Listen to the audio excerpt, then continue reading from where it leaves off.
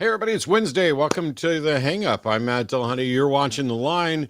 And what's my hang up today? Well, if I'm going to be honest, my hang up's genuinely philosophy stuff, which is quite often the case. Um, right after tonight's live show is over, I'll be posting a video that I released to my patrons on December 30th. That's a little bit of fun from a philosophical perspective, covering the Raven paradox and God. But yeah, I'm going to be doing a bit more of that because there are a number of people who really are terrified of logic. Oh, there's too much. There's formal logic and symbol logic, and I don't understand how to follow fallacies and how to make arguments. And gosh, with logic, you can prove anything is true. Yes, you seemingly can. But I'm going to be releasing other videos specifically expanding on a foundation series that I did more than a decade ago to include some information about paradoxes, as well as to talk about both the value and uh, problems within philosophy, within skepticism, and focusing primarily on epistemology and related topics. This is all in addition to the debates and debate reviews, which are going to be longer form, as is evidenced by what I released the other day. One of the videos I just released was a 2-hour review of the first hour of a debate that I did with Daniel Hikikachu, which oddly most people preferred to the shorter versions. In the past, what I'd done is after doing a debate, say, meanwhile, it's mostly fresh in my mind, I would just record, here's what happened, here's the planning, here's what I did, what I planned on doing, how it went, etc. And then that was like the entirety of the debate review for the last couple of years at least. And this debate was a 3-hour debate covering 3 different topics that Daniel tried to portray as if they were one, because you can connect them together to tell the story that he thinks he's telling. And I love doing debates. I'm going to be continuing doing debates. I've got a debate already booked for Easter weekend in Florida on the resurrection. But as it turns out, there are some people who want the quick summary version of the, Matt, tell me what you thought about this and why you did this, and boom, you're done with that. But there's an advantage to actually playing the debate, which I did in a window at 1.25 speed. I wanted it a little bit sped up because I didn't want to relive that whole thing in real time twice. And you can speed it up again when you're listening to me. It's fine. But to go through and actually hear somebody say something, have the video paused, and then explain, here's what they said, here's what was going through my head when they said it, what I was thinking about, and ways that you can think about this.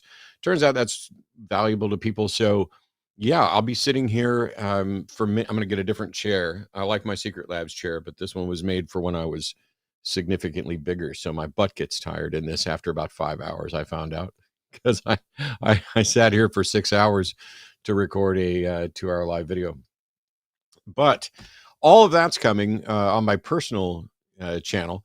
There's more stuff coming on the line as well, and I'll get to that when I get to the announcements. But despite my hang up with philosophy today and the video that I'm going to be releasing later, I have additional hang-ups because I've been working in the skeptic, humanist, atheist community for decades now. And frequently I'm asked to debate creationism. And I think if you go through most all of my debates, you won't find, I don't think, any that are exclusively, I may be wrong, there may be one that was exclusively about creationism. Some of them touch on different aspects of creationism from a secondary or peripheral standpoint of, let's present arguments for the existence of God, and then you get the all of creation, screams that there's a God, and creation requires a creator, therefore blah blah blah. But I don't tend to get into evolution versus creation. Normally, when people have asked me if I would debate those topics, my answer is pretty much the same. Yes, I will, in fact, debate those topics, but there are other people who would be better at it. I don't want, it's a difficult thing to sort out because I want knowledgeable people who are representing the science and pointing to the problems in what creationists have to say. I want them to be able to engage in debates, but I wouldn't want serious scientists that are doing important research or just generally educating the public, to take time away from doing that stuff in order to engage with silliness. It's kind of like Simon Dan has pointed out that he doesn't debate flat earthers because he's not going to debate established accepted facts. He's just going to keep exposing them. And there are a number of people, constantly exposing the confusion and misinformation that is bandied about by creationists around the globe. Yeah, around the globe, because some creationists are also flat earthers, and it's a whole bunch of fun when you figure out just how much science they're willing to throw out while they record things on devices and post it to the internet for me to watch wirelessly from my recliner in my modern home. But the number of times that I've been asked to debate evolution versus creationism is nowhere near as frequently as I've been asked to debate, the existence of God or morality or philosophical issues like that. And when it comes up, I tend to recommend other people. And most of the time they'll go with that. But I've always said I'm willing to do it, because if nobody else is available, or if you really just wanted me, I will buckle up and do the research on that. And for that, I wanted to make sure that I gave my favorite source. So my favorite source for any time it doesn't matter if I'm on the show, I have it open right now. If I'm taking calls, despite the fact that it looks like I know all kinds of stuff, and I do, I have this website open almost anytime I'm speaking to a creationist, and that is talkorigins.org, specifically the Index to Creationist Claims. This is a brilliant catalog of claims that's sorted, cataloged, numbered. The people who put this together have just been amazing, and we're going to go through bits and pieces of it tonight. It's helpful to me because it's going to cite sources. And so if you want to say, you can pick whatever claim you want. For example, all hominid fossils are fully human or fully ape, which is CC050 or Creationist Claim 050. When you click on that, what you get is a great, you get a summary of the claim. All hominid fossils are fully human or fully ape. And then a list of responses and links to resources, both within talkorigins.org and outside of it. And then a list of references as well, as long as links to further reading. So if you need something that's quick and easy on the fly, where you're referencing what the actual science has to say about a particular subject, where it's saying, Australopithecus afarensis was 3.9 to 3 million years ago. Its skull is similar to a chimpanzee's, but with more human-like teeth. Most possibly all creationists would call this an ape, but it was bipedal. You can get information like that. It's a good thing to review, but it's also a handy reference to have up. However, that's not the full purpose of this. This isn't like to have a cheat sheet so that you can go and act like you know stuff that you don't know. I tend to use it as a refresher because I've read through the entirety of this over the years. It's much better to have the people who actually know a lot more about what's going on than I do doing this. And that's why I've consistently pointed people in that direction. Whether you're talking about Kent Hovind or Ken Ham in the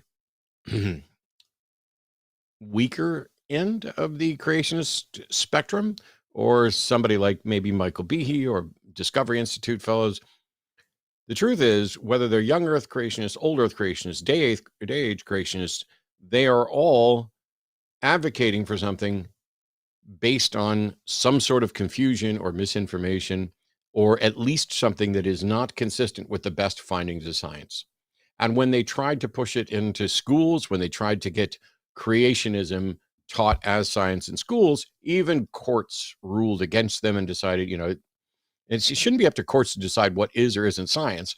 But when the scientists come in to say creationism isn't science, then the courts can, in fact, rule, yes, you don't get to include this in a science classroom if your science classroom curriculum requires that you're actually teaching science. And so famously, there's the Kurdesign proponents, little transitional form, where they took creationist literature with the word creationists in it, and they were cut and pasting intelligent design proponents or design proponents. And so they were going to replace creationists with design proponents, but they screwed up the cut and paste and actually inserted it into the word. So you get Kurdesign proponentsists, which is design proponents right in the middle of creationists, essentially. Tonight, my guest is someone who I'm meeting for the first time just right before we went live, but I've seen tweets and other content. He is the co-author of The Rocks Were There, Straight Science Answers to Bent Creationist Questions. Please join me in welcoming Jackson Wheat. There's a huge round of applause right now. You just can't hear it because we can't hear the people who are watching. Thank you. Yes, well done. How you doing? You're muted. That's how you're doing. How embarrassing. Thank you for having me on. It's an honor to be here.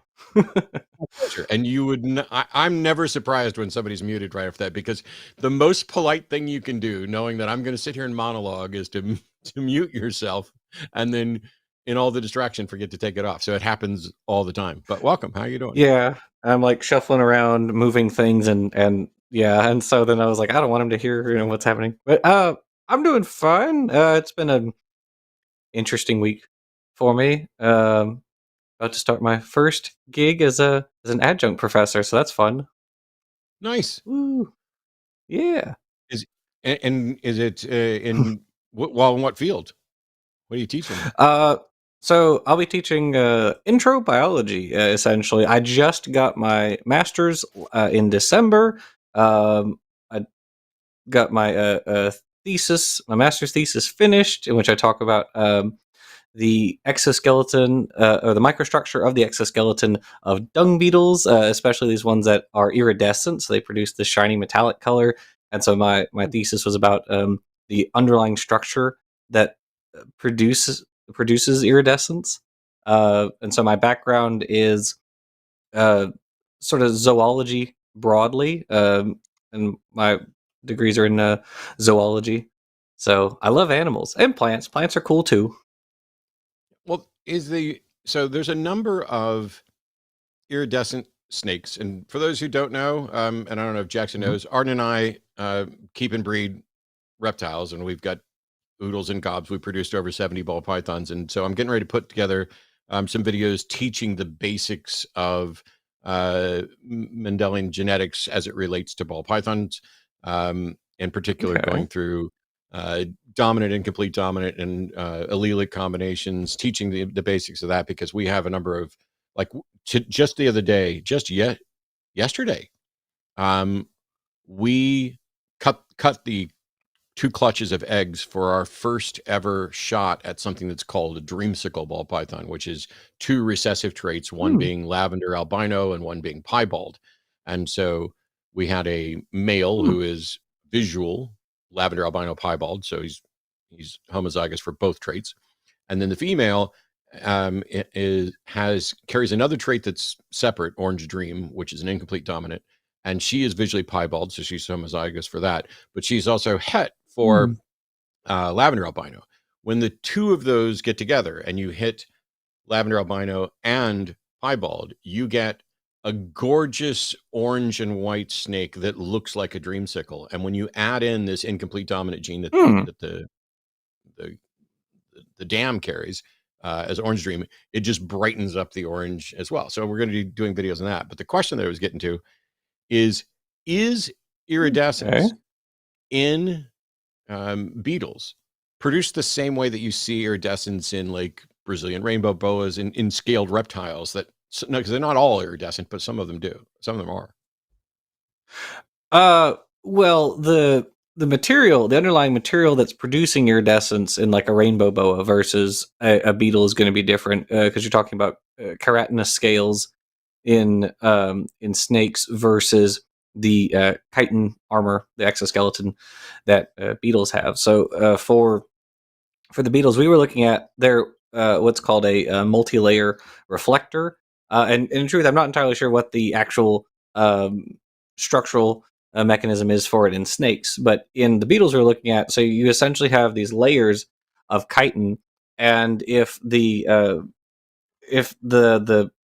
pitch of the helix is, like, on the order of visible light, then you get these visible colors. And so it's basically just a whole bunch of layers stacked on top of each other, which it may be the case for rainbow boas. Not entirely sure what there is. There are lots of different structural mechanisms for iridescence. Like it's produced differently in like bird feathers versus fish versus snakes, versus there are a variety of different mechanisms for producing iridescence in different clades of beetles. And in fact, we were comparing, or one of the things we were comparing is 3 different clades of iridescent dung beetles. So that's Scarabaeinae. It's a subfamily within the scarab beetles. And so Yeah. 3 different lineages all do this multi-layer reflectance. And so we were like, we determined that they do this multi-layer reflectance. We were looking at, we saw that, okay, we know this one group does it, and so let's see if that's the same thing that's happening in these other groups. And it appears to be the case. Wow. In snakes, and I'm not at all an expert, not a biologist, not even a snake expert, despite the fact that I have a lot of snakes right now. Um, eh, it's the way iridophores work on snakes is different, and so there's like a on the top layer of scales. There's in the same way when they go into shed, they get duller. Once the shed comes off, there's a slightly uh, reflectant layer over the melanin. So it's not like it's when you're looking at coloration and pattern in snakes, then you're looking at which every single scale has multiple different layers that will have either melanin or uh so there's oh, I'm gonna get the names wrong. This is what happens when you're not an expert, and this is why we get somebody like Jackson in to talk about stuff like this. So, setting aside my preference for snakes and yours for beetles, I have questions about creationism and creationists that I would love for you to chime in on, and then we'll get to some calls. All right. This is, and I guess there's no real wrong answers here, but in the time that you've engaged with, debated, corrected creationists, what has been probably the argument that you have, or argument or case that they present, that you find yourself hearing over and over and over again, maybe even in different forms, that is just like it's like an automatic now. This is going to happen, and here's the response, and I don't know why they still don't get it. Oh gosh. Whew. There's like 10 different ways that I can answer that one. One of my And they're all right. favorites Oops. RG and I wrote chapter 5 about this. I don't know if that may have been my end. Which is on the strangeness of kinds in our book. So creationists throw around the word kind, as I know you've heard. You talked to Ray Comfort and numerous other creationists. And kind is just kind of an amorphous grab bag. It doesn't really mean anything. And so when creationists say, like, show me a transitional fossil, or show me one kind of thing becoming another kind of thing, and then you have to break down, what do you mean by kind? Or you could go at that either, what do you mean by kind? Or you could say, well, here's an example of a fossil that has traits that are diagnostic of 2 different groups. Like, Pakicetus has the hooves, the ankle bones that are diagnostic of even hoof mammals, but it also has the inner ear bones that are diagnostic of whales, or Archaeopteryx, which has dinosaurian characteristics, like the open acetabulum and the metatarsal ankle joint, but it also has feathers like a bird. And that's, the feather thing alone is kind of the clincher for creationist, even though all of its other characteristics are very dinosaurian, which I think is kind of funny. There's a quote way back in like the late 1800s. It's like, Archaeopteryx would be considered a reptile if not for the fact that it has feathers. But so you could go it that way, and then they try a number of different responses. Like if you bring up Archaeopteryx, they'll try to say, well, it's just a bird, and then you go down the rabbit hole of explaining, well, these are all the dinosaurian characteristics it has, and then they say, well, God just made it that way. It's like, well, okay, but that doesn't tell us anything. Well, why would he do it in this manner that generates a nested hierarchy? Or why would God design a bird like a dinosaur? Um, and there are just so many different directions. Or if you go the other way and you try to ask them, define a kind, they'll say like, oh, well, it's a family. Well, family doesn't mean anything either. It's just a group of genera. That doesn't mean anything. Oh, well, it's the reproductive barrier.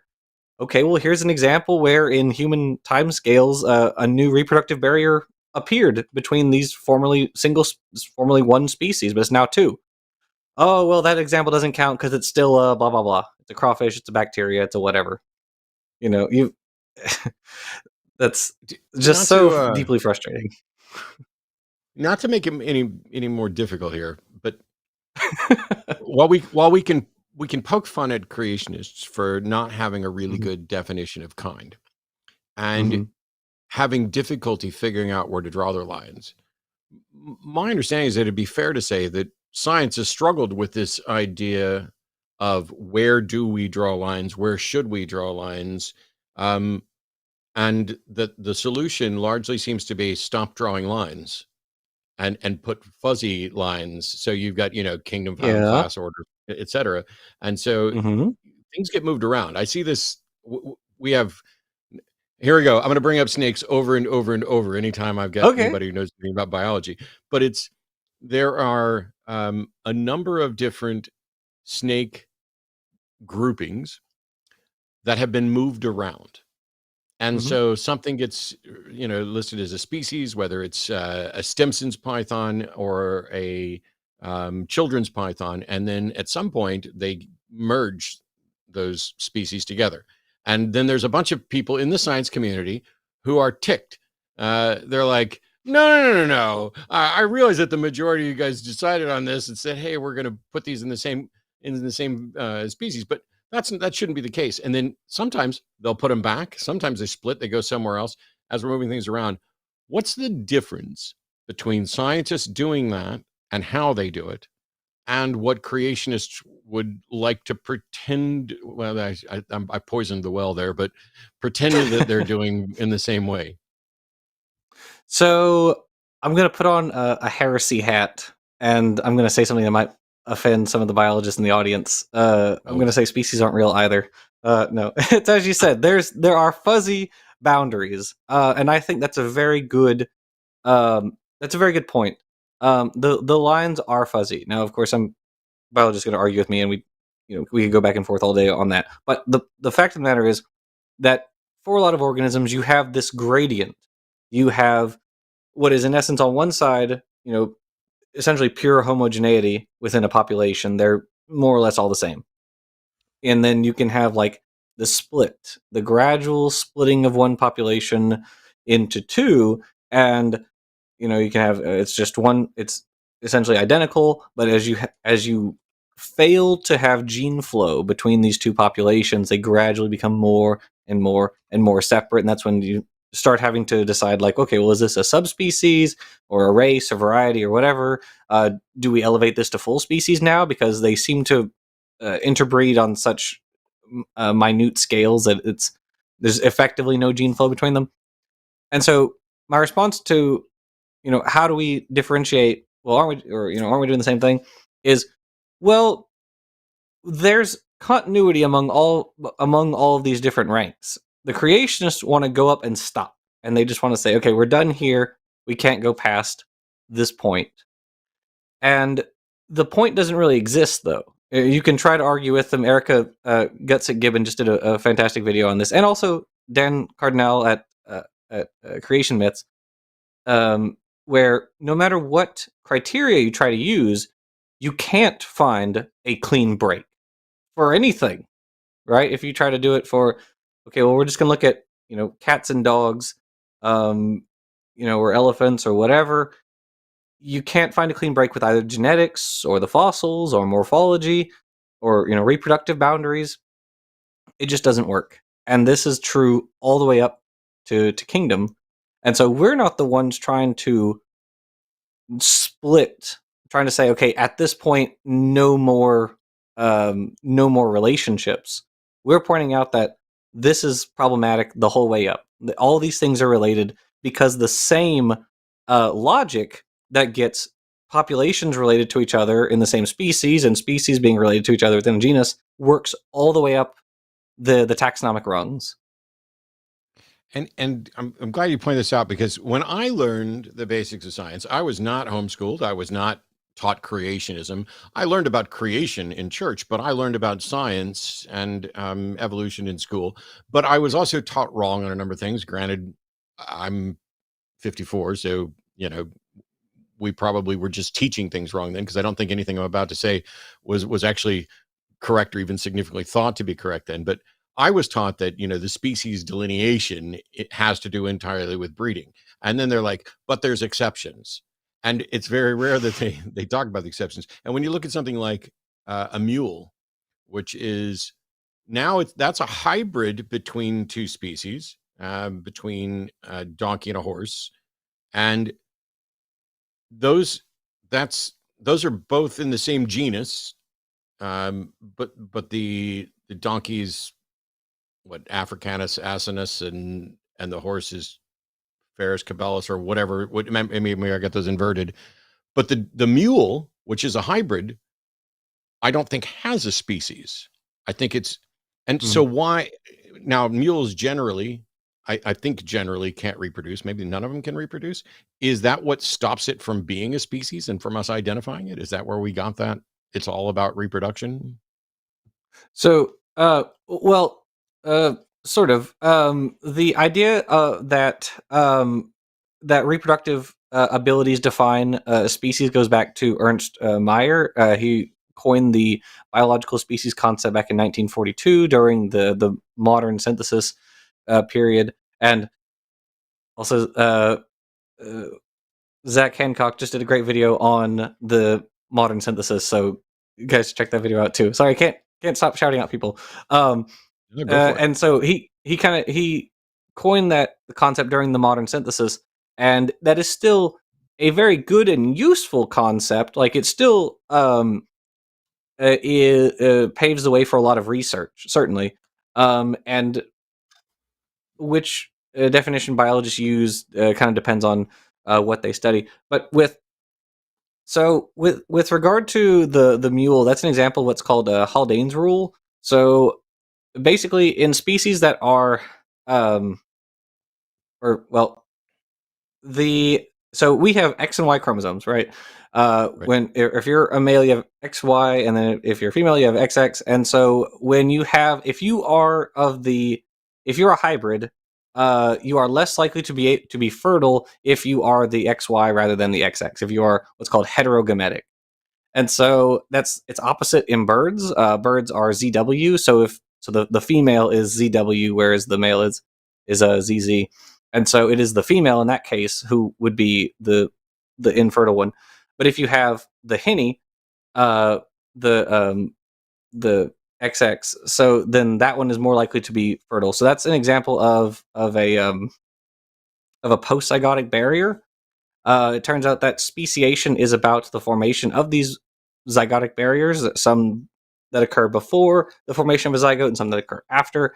And these um, are what prevent different species from interbreeding, or they build up within two populations that are formerly within the same species and prevent those from being able to interbreed. Because you can look at, like, there are beetle species, for instance, where they are, for all intents and purposes, identical, and they'll even interbreed. But, or they'll interbreed if you put them under like lab conditions in the same container. But in the wild, they don't, and the reason is they specialize on different hosts. So one beetle species is on this plant, and the other is on that one, and they never the two shall meet. And so you have very minor, very minor pre-zygotic barrier in that case. Whereas, you can have like, well, now they're different sizes and they mate at different times of the year and they have specialized dancing rituals that they have to do before they mate and all that other stuff. And those, build up with time. But yeah, so that is part of it. Interbreeding is the big one, especially for eukaryotes, because that's the thing we can, in a lot of times, like directly measure. Like, let's just put them together and see if they make a baby. And if they do make a baby, is that baby able to have babies? So Well, uh, we have callers waiting. Let me go through a couple of quick announcements, because we've burned through the first half hour here, and I could sit here and do quiz stuff on biology and creationism. Hopefully, we'll get some creationists to call in to explain how their view is justified and maybe ask some questions that Jackson will be able to address.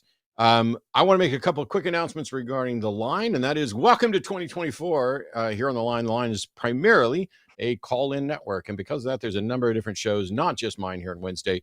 Tomorrow on every Thursday, beginning at 2 p.m. Central, so 4.5 hours prior to right now, if you're watching us live, is the Transatlantic Call-In Show, and this week it'll be Arden and Dr. Ben. If you are happily transphobic, you can call in and, I don't know, take your pot shots, learn something, get educated a little bit. If you have been called transphobic and you don't think you should have been, you might be able to call in and find out why. If you have questions about trans rights issues and things like that, Transatlantic Call-In Show is a great place for you to have the opportunity to do that. Also, this Sunday, Jimmy and I will be back for the Sunday show, which is primarily our weekly show that's focused more on religion. Now, tonight's show, theists are going to get priority. Creationists will get super priority. So if you're calling in as a creationist to talk about creationist issues, like I might hang up a call to get you on a call to get you on to do that. But theists will always have priority here just because that's my area where I love to engage. But I'd love to get questions in specifically for Jackson while we've got him here. In addition, the Sunday show is where we primarily focus on religion. On this show, I focus on whatever I'm happen to be hung up on, which might be science, it might be philosophy, it might be politics, but always there's going to be some aspect open for religion as well. I can tell you that on this Sunday show, Jimmy and I will probably not be having a discussion about mandatory voting, as that thrilled and irritated people in similar measures on the New Year's Eve special, so much so that I might actually apply to be a guest on InBoss with Jimmy as the InBoss to have a discussion about that topic, which reminds me, you can go to qnaline.com and apply to be on InBoss. InBoss is our new debate show with a 1-hour format. We have taken applications. We are contacting people now to get it lined up. I'd love to tell you when the first show is going to actually air, but what we've got to do is the people who applied have to be notified, and then they have to get back and say, yes, I'll do this, and here's when my availability is, and then you've got to make sure that they've got, audio and video capabilities and all that. There's a lot of overhead in doing this. It's not just like you can just, oh, hey, we're just going to have a debate. But the format's pretty straightforward.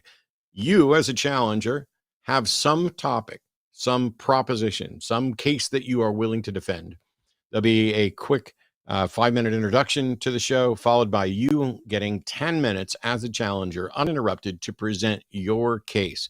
Trying to, you're not going to want to make it, here's 15 arguments for the existence of God. You just need to be, I'm going to defend the proposition that a God exists, that X is moral, that this should be the way it is, that should be the way it is, whatever your proposition is. And by the way, I'm not always the InBoss. The InBoss could be me, it could be Jimmy, it could be anybody on the entire network. You get Shannon, you get Forrest. It depends on what your topic is, because I'm not the best person to challenge people on certain things. After your 10-minute opening, the end boss, whoever it is, will take 5 minutes to steel man your position to make sure that we are in agreement and have as good of an understanding as we possibly can. Then there'll be 20 minutes of questions selected by the end boss from other people, from super chats and calls. And then there'll be 10 minutes of the end boss directly presenting the questions that they've thought of or the clarification points that they've thought of to you for you to respond to. And then you get 5 minutes, again, uninterrupted, to close it out and wrap up your case. I defy you to find another show anywhere where you can have 1 hour where you're going to get 15 uninterrupted minutes split between going first and getting the last word to present your case for anything. This is a new format. We don't want it to be like every other debate. We don't want it to be, let's come in with dueling ideas and blah, blah, blah. We want to get people involved. And it's a gauntlet for you to run through. If that's not to your liking, there are other formats where we are putting together different shows that are more conversational. We're both going to show up with competing ideas and discuss those things. You can find all of that at qnaline.com. We get calls if you're ready. All right. There we go. And as promised, we're going to start with theistic callers. We have Ethan in Boston. Pronouns are he and him. Wants to discuss materialism with me. Well, that's not creationism, Ethan. Clearly you didn't study up on who the guest was. I'm just messing with you. Welcome. All right, all right, all right, all right. Yeah, sorry to disappoint. But yeah, I wanted to talk to you about materialism. So, I guess specifically, like whether or not materialism, is, as you believe in it, is falsifiable. So, Well, could I just get your should probably start. definition of We should probably materialism? start. We should probably start by defining materialism and finding out if I'm an advocate of it. Because if you're talking about philosophical materialism, I'm not. Oh, um, what about naturalism? Or do you see do you see that? Do you see the difference between naturalism and materialism? The philosophical materialism, philosophical naturalism, exactly the same for me. And I'm not advocating for Okay. either of them as a skeptic advocating for scientific skepticism. I'm an advocate of methodological naturalism or methodological materialism, but philosophical naturalism or philosophical materialism makes the positive assertion that the natural world is in fact all that exists, and I don't know how anybody could demonstrate that. Okay, interesting. Um, okay, because I was under the impression that you believe, and that could be just total fool here, but that you believe that that the physical world is all that exists. I believe that the physical world exists. I have no reason to believe that anything else other than the physical world exists, but I cannot assert that the physical world is all that exists. That would be like, well, I would be claiming to have a position that I can't possibly defend. Okay, How so can I just how ask would you what kind show? of evidence? Sorry. I was saying, how Uh, how would one show that the physical world is all there is? Because if there's something beyond that that you don't have the ability to investigate, you couldn't possibly show that it doesn't exist. All you can do is show that nobody's demonstrated that anything beyond the physical world exists. right. Well, to me, in general, this materialism sounds like a labels game. But can I just ask, like, what kind of evidence would you consider that would prove? Sorry, what kind of evidence would show to you that there is more than just the physical world? And I don't know. It depends on the claim. There's a number of claims where people purport that something's origin is supernatural or beyond the natural world. Um, and nobody's come up with a mechanism that I'm aware of to show that the origin of any of those claims is actually beyond the natural world, or that anything beyond the Well, natural world. Hang on, or that how would one anything go beyond about the that? net. Sorry. Hang on, or not only. Okay, I've lost my train of thought. Go ahead. Uh, uh, uh, I apologize. Um, how would one go about proving that the evidence that they have at their hands comes from beyond the natural? I don't know. That's not my problem. I'm not asserting that there's something beyond the natural world. If somebody thinks there's something beyond the natural world, it's up to them to show that it necessarily is from beyond the natural world. And if once they demonstrate that that their methodology is accurate and reliable, I'll accept it like I do anything else. Okay, so there's not a circumstance where you would just say that whatever evidence they show is just part of the natural world or part of materialism?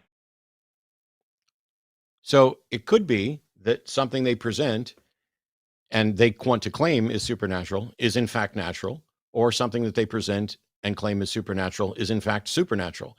But they're the ones that has to make a showing of how they can tell the difference between those things. I don't get to say, oh, here's what you have to do to show that the supernatural exists, because that would, in order to know what methods you would need to use to confirm the supernatural, you would have to have an understanding of the supernatural. You have to have some kind of and a way to demonstrate that A, it's possible, and B, that you can tell the difference between the natural and the supernatural. It's not up to me to But then say that's kind of begging the question.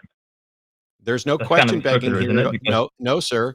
No, sir. There's no question begging here. If someone claims that something's origin is supernatural, they have adopted a claim and they have the burden of proof, and they need to demonstrate how they determined that it's supernatural. And until that happens, I don't get to run around saying, oh, in order for you to do it supernatural, you have to say this. I'm not begging any question. I'm not the one claiming that there's something supernatural. what does supernatural mean to you? Well, it doesn't matter because I'm not the one that's claiming something is supernatural. If there's someone who's claiming that something is supernatural, we need to get their definition of supernatural and assess it. But for me, generally speaking, supernatural is used as a label for something that is presumed to be beyond the natural world. And I have no evidence of anything beyond the natural world, no evidence that there can be anything beyond the natural world. And so I don't get to say what its ontology is. So when you say beyond the natural world, do you mean beyond the universe, or do you mean beyond like reality itself, or what is? Because it sounds like it sounds to me like here we're just labeling everything as natural, and we're like no matter what is presented, it's like you're not listening, Ethan. It's like natural. you're not listening. It's like you're not listening at all. I'm not labeling everything natural. I'm not labeling anything. I'm saying there. Would you agree with me, Ethan, that there is a natural world that we both experience? Are we in agreement there? I think there just is reality, and how we label it is not really important to me. Seriously. So we get to a point where I'm getting ready to be as generous as possible, and I ask the simplest question possible of would you agree that there is a natural world that we inhabit and share? And you're going to say you don't want to label it. Then why are we bothering? I think it's you're just the one that raised well, you're no, the one that you're the one. okay. Hang on. You're the one that raised the issue of the supernatural. Why would you do that if you don't give a fuck about labeling things? All right. Well, I just happen to be a non-dualist, but I didn't say the Taoist position Ethan, of sort of dualism Ethan, here. Ethan, sorry? did I say anything? Yes? Ethan, I didn't mention the word dualism or the concept. I asked a question. Do you agree with me that you and I share a natural world?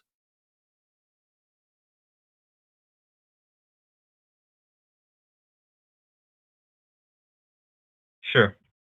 Yeah. Cool. Okay. We can say that. But I think where we might Jesus Christ, where we might disagree is on whether reality also includes non-natural elements. I am not convinced that reality includes non-natural elements. Are you convinced that reality includes non-natural elements? Yeah.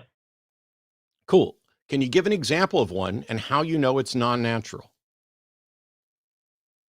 Well, God is beyond the natural, so But I believe He but you exists. can't, And Ethan, the fact that you believe God exists doesn't mean that God exists. I'm giving you an I opportunity didn't say that. to present something that you're convinced exists and is non-natural. And how do you know it's non-natural? But also, how do you know it exists? Well, how I know it's not natural would just be a matter of definition, right? Because God, in my worldview, would be the creator of the natural, so He would be sort of outside of that. He would be non-natural by definition. And how I know He exists, I mean, I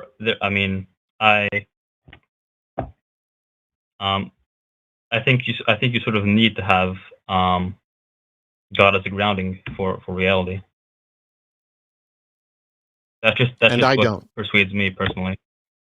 Okay, I don't, and that's not evidence. What you find compelling personally and what you think is needed as a grounding is not in any way a case for a God. So basically what you're saying is Well, you it's think not there's a God because evidence. I think it's proof. I'm still I think it's talking. logical proof.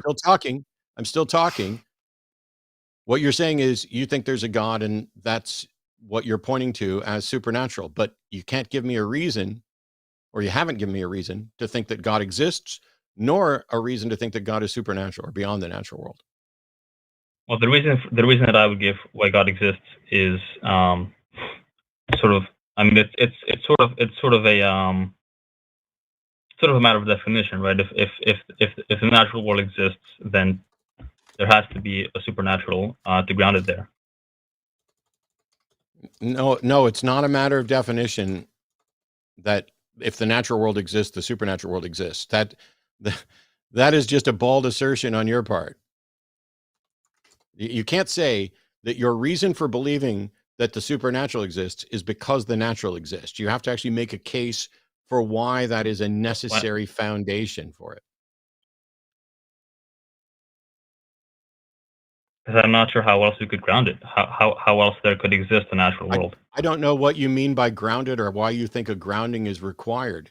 How did you determine that? Oh, go ahead.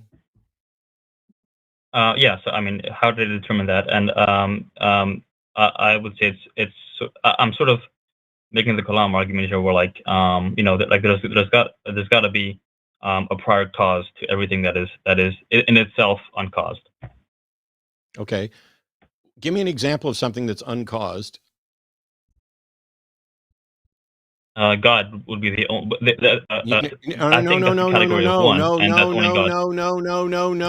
No. You don't get to give the example you're trying to prove.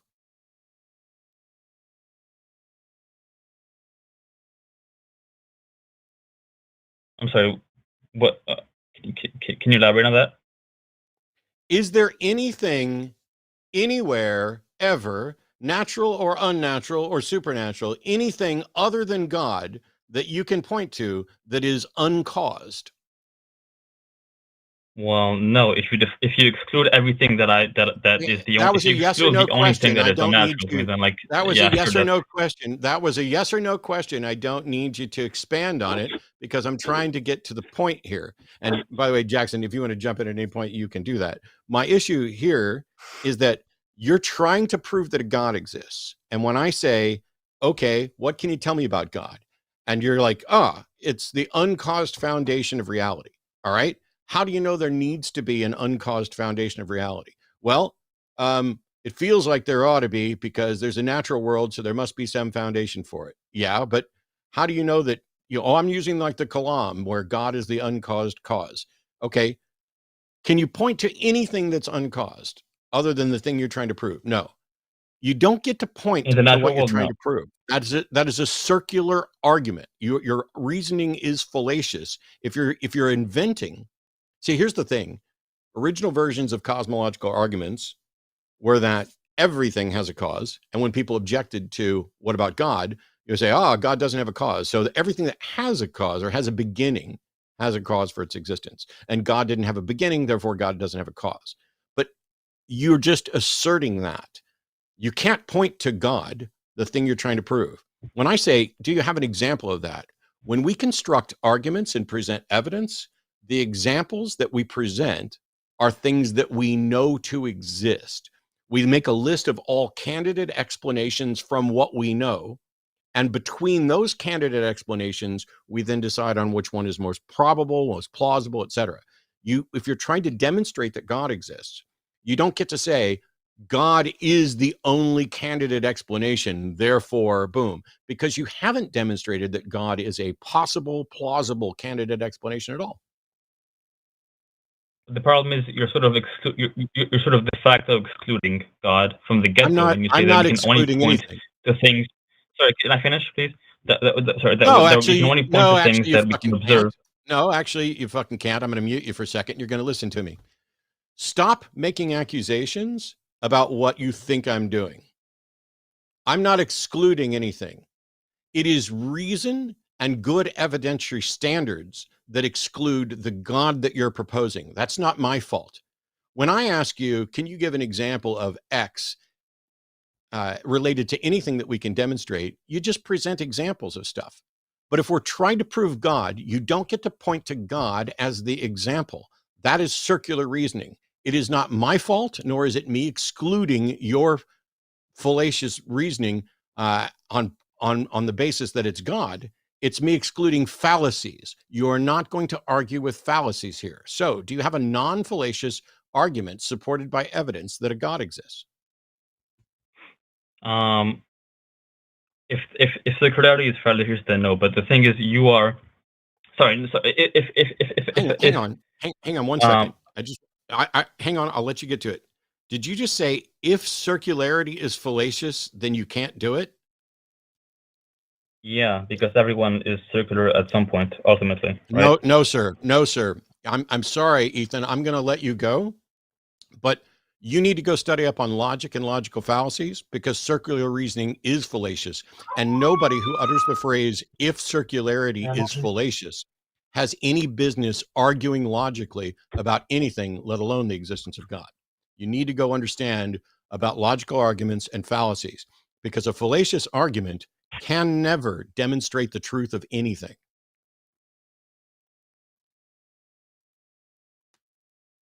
Sorry, I kind of got distracted.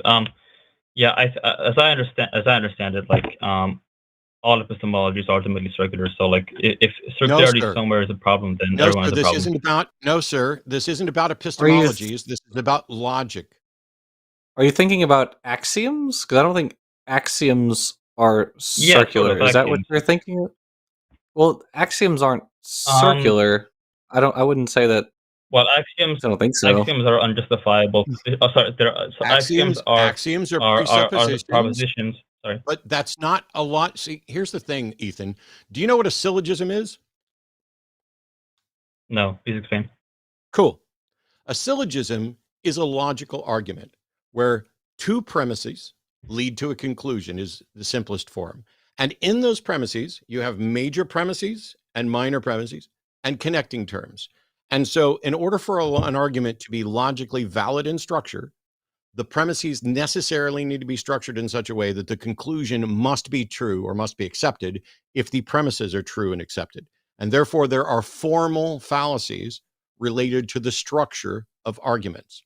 Circularity, Right. or a circular argument, is a formal fallacy related to the structure, which means you can't, this isn't about epistemology.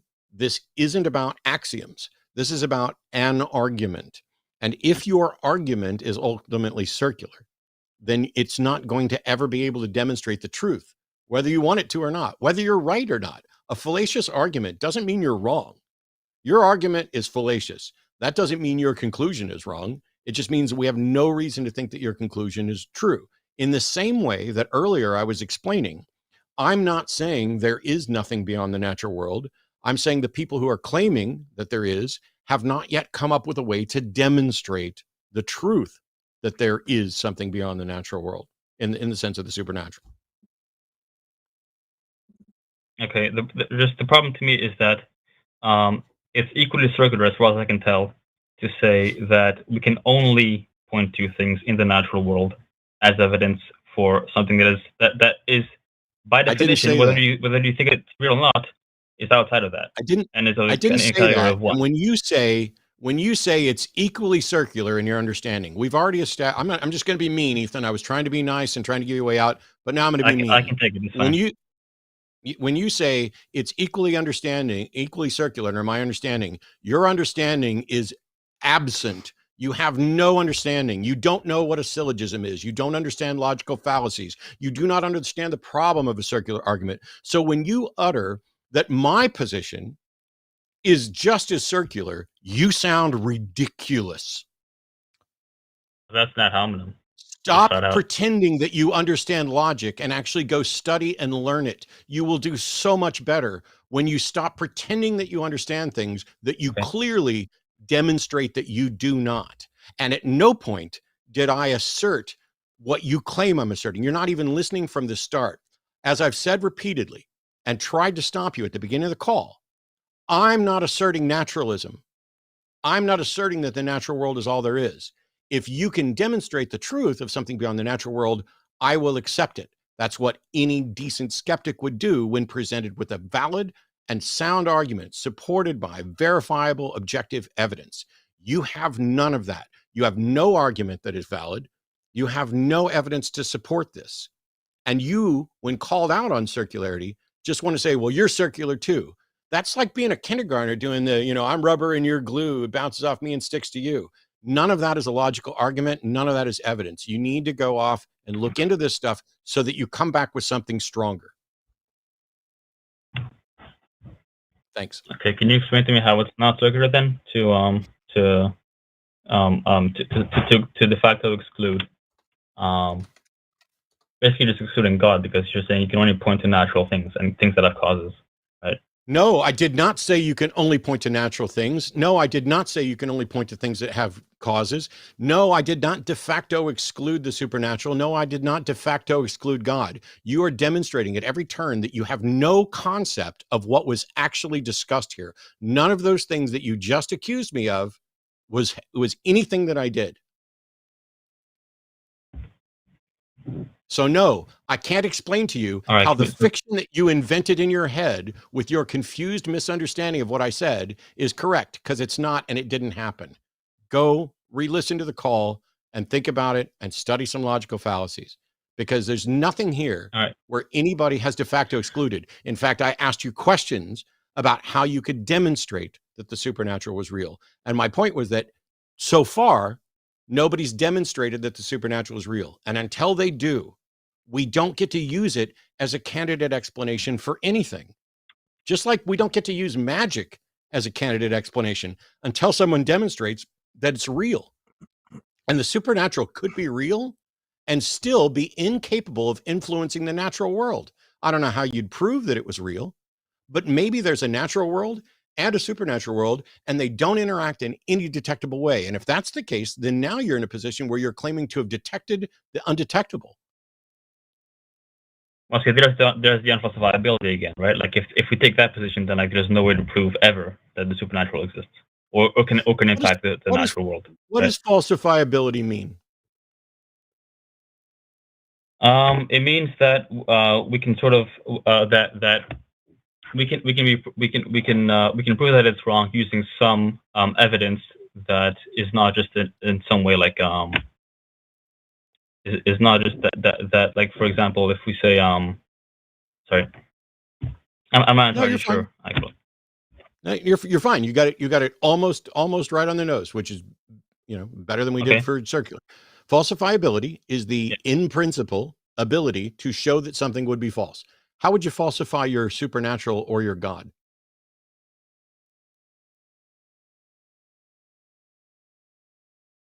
How would I falsify God?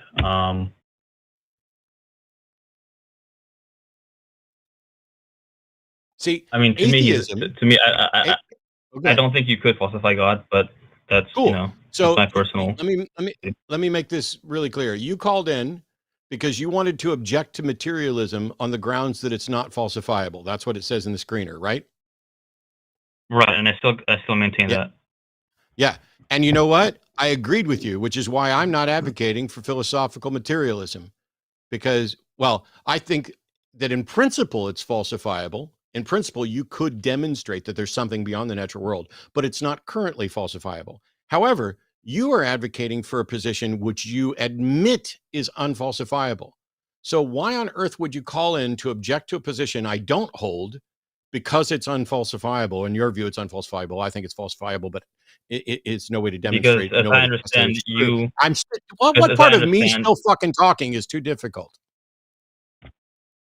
You are calling in to advocate for a God that you acknowledge is unfalsifiable, and you don't know what fallacies are. Why should anybody pay attention to what you say? Well, that's poisoning the well. I think I know what fallacies are. I'm having a bit of trouble articulating myself. No, sir, it's not poisoning the well. No, sir, it's not poisoning the well. Well, you're saying I'm kind of like I'm just an idiot and like nobody should listen to me, right? Like, no, I'm not. You can phrase it that way. If anything, it would be a tu quoque fallacy where you're talking about how you believe in something. Like it's whatever. Oh yeah, exactly. Go away, Ethan. I'm done with you now. Goodbye. Here's the thing, and my apologies. I'm hoping we get some creationist calls, but even on the philosophical calls, feel free to jump in whenever you want, Jackson. I realize this is your first time here, and I'm going to go full throttle all the time. Feel free to talk over me, interrupt everything else. But I'm not a very philosophically inclined person, so that's why I didn't. I've read very little philosophy. It's fine, and I don't anticipate or expect everybody else to be on debate. It's nice actually when we have different areas so that we can ping stuff off here. But if you're going to call in to defend your God belief, or anything else, please bring your A game. If you don't understand something, that's fine. There's tons of things I don't understand, and there's tons of things I didn't used to understand. Lots of them, and there's stuff that I'm still going to get wrong. But if you get exposed as not understanding basic fallacies like circular reasoning, don't double and triple down and then start trying to come up with fallacy. Well, you're accusing me of poisoning the well. Oh, no, I mean Tukokei fallacy. I mean, actually, it wasn't either of those. The point was, if you're going to object to materialism on the grounds that it's unfalsifiable and yet defend a God belief that you admit is unfalsifiable, you are now in a hypocritical stance. It has nothing to do with a logical fallacy. You're just confused or defending. It's like saying, well, you can't criticize my God because you believe in materialism that's unfalsifiable. And I think that may have been an aspect, and that's why I went to the potential for a Tukokei fallacy of what you were trying to do, Ethan.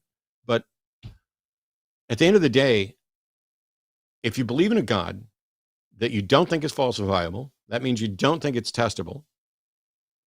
And I'd love to know why you're convinced that it exists, but your explanation is just that you are going with the Kalam cosmological argument and that you think reality needs a grounding or a first cause or initial cause. Cool. But you've got to demonstrate that. And that's completely secondary and irrelevant to whether or not that cause is natural or not. Maybe there's a multiversal type of universe generator where we live in a universe with one set of universal laws that began with an expansion that is explained best currently by Big Bang cosmology. But the substance, the material, either always existed and just changed its state, or perhaps was generated by something in a multiverse. Maybe that something is supernatural, like we have nature and then the multiverse would be supernatural. Maybe it's natural at a meta level, and we just don't have the ability to explore it and investigate it. All of those are possibilities. Maybe there's a God. Maybe there's a super meta black hole that just generates universes and spits them out. All of these things are interesting thoughts on why there's something rather than nothing, how you and I end up inhabiting. But when it's this difficult to get you to agree that you and I share a natural world at a minimum before you want to go on to the supernatural, if you can't agree that there's a natural world, I don't know how you could possibly argue that there's a supernatural world. And if you're not worried with labels, I don't know why you're calling in to object to materialism. If I had been in his position, I think I would have gone with what philosophers of religion tend to say, which is that the case for God is cumulative, right? It's a set of arguments, so God is or would be under that model falsifiable in a sense, right? If you could debunk the cumulative case, then that would, in effect, debunk the current argument for God that they're presenting. But he didn't go with that. He went with, no, you just can't debunk the idea of God, which, I mean, I guess is his sort of presupposition in that regard, but oh well. It's fine. I mean, a cumulative case is fine. But if your cumulative case is, let's say, 4 items, we'll just keep it fairly simple. Mm-hmm. What portion of those, if we were able to show they were fallacious or false, mm-hmm. undermines your model? Is it just 1? If your cumulative case mm-hmm. is 4 and we knock 1 of them out, do the remaining 3 still make a cumulative case, or is it just insufficient? I would argue that generally it's going to be insufficient.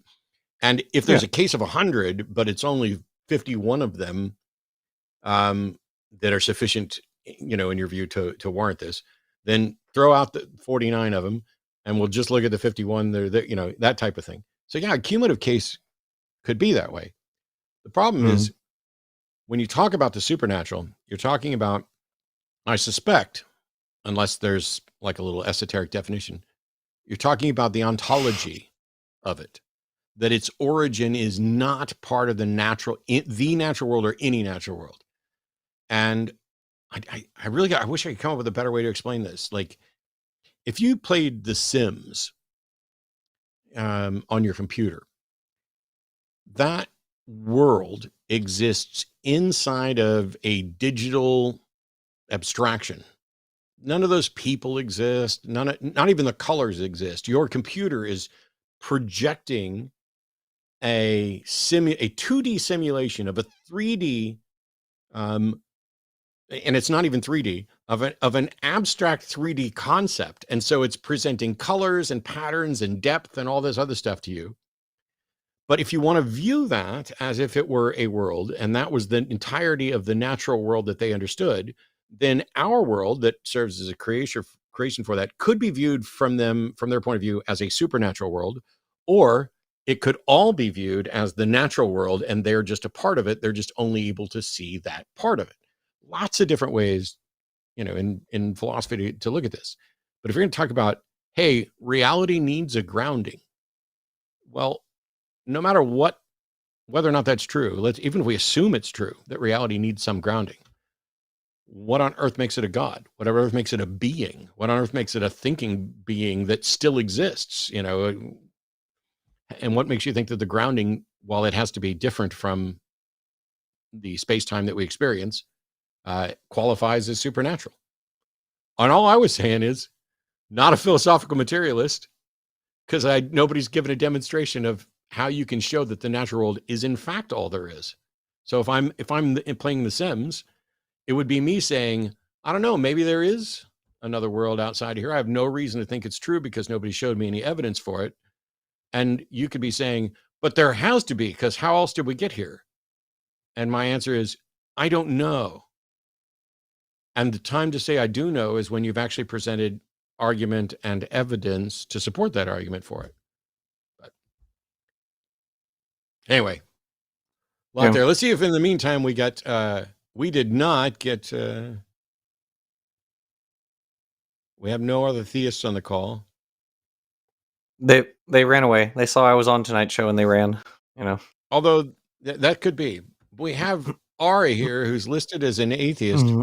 Pronouns are he, him, who wants to present the best scientific evidence for God as proposed by his father. So, Ari, welcome. At least maybe we'll get some potential science here for Jackson to address and for me to sit quietly about.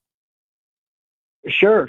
Well, it's actually pretty basic science, and I know you talk about a lot the supernatural, but there, if you could ever prove supernatural, it would be part of the natural world.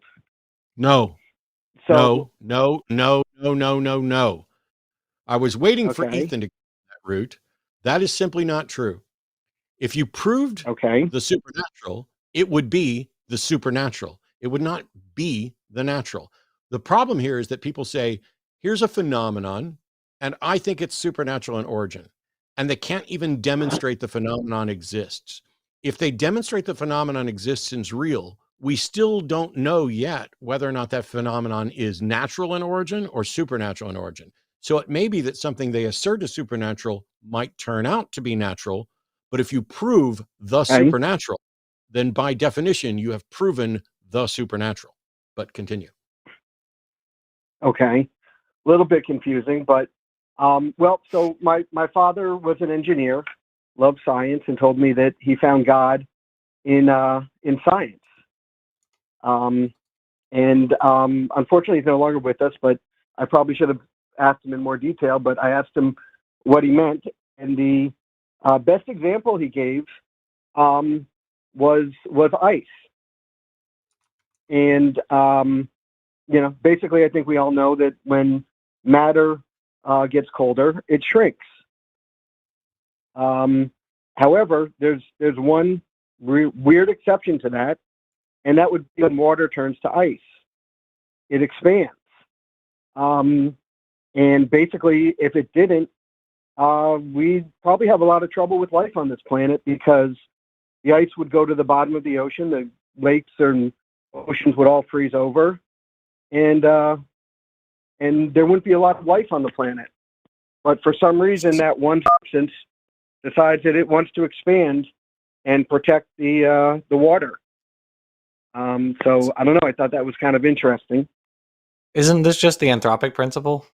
Like if the universe weren't the way that it is, then there wouldn't be individuals to observe that it is the way that it is. I mean, like if the properties of the universe were different, then we wouldn't have life, right? That's just the anthropic principle, right? But it's one substance behaving totally different than every other substance. Every other substance just shrinks when it freezes. So that's not true. It's a very weird exception. It's not true. Necessary for life. It's not true. Water is the only non-metallic substance that expands when it freezes that we know of. Okay. But that's not the only thing that potentially expands when it freezes. But in any case, water that has a particular structure, I mean, it's physics. It's not like it's violating physics. It's not like water engages in some special pleading. It is, there are a number of different substances that behave a certain way, and there's an exception. How is that in any way a demonstration that there's God? I mean, what Jackson was just saying about this anthropic principle is the notion that we see something which allows us to exist and allows us to think about it or potentially have some sort of explanation. And therefore people infer that it's that way as like a message from God or as a proof that this is what happened. What reason will we ever have to think that the fact that water is unique among nonmetals that we know of is evidence of a God? Well, I don't know if it's direct evidence, but it's certainly a strange phenomena that this one substance behaves different. Again, well, this it's was not my the only dad's, one. That's what he was saying. My dad's it's like on science.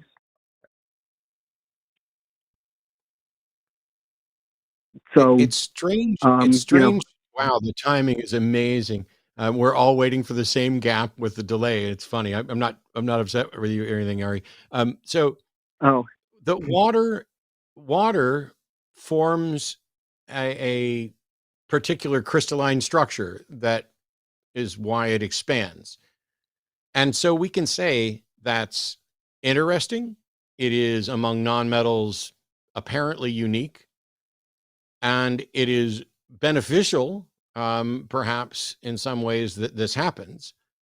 But the fact that something is different or unusual isn't evidence that it was created intentionally for that, any more than, hey, we need a very narrow gap of a mix of oxygen and nitrogen and other gases in order to be able to breathe. We need to live in a certain temperature range. This is what Jackson was talking about, this anthropic principle. Is it more surprising that water acts this way, or is it more surprising that we live on the planet that's in the Goldilocks zone?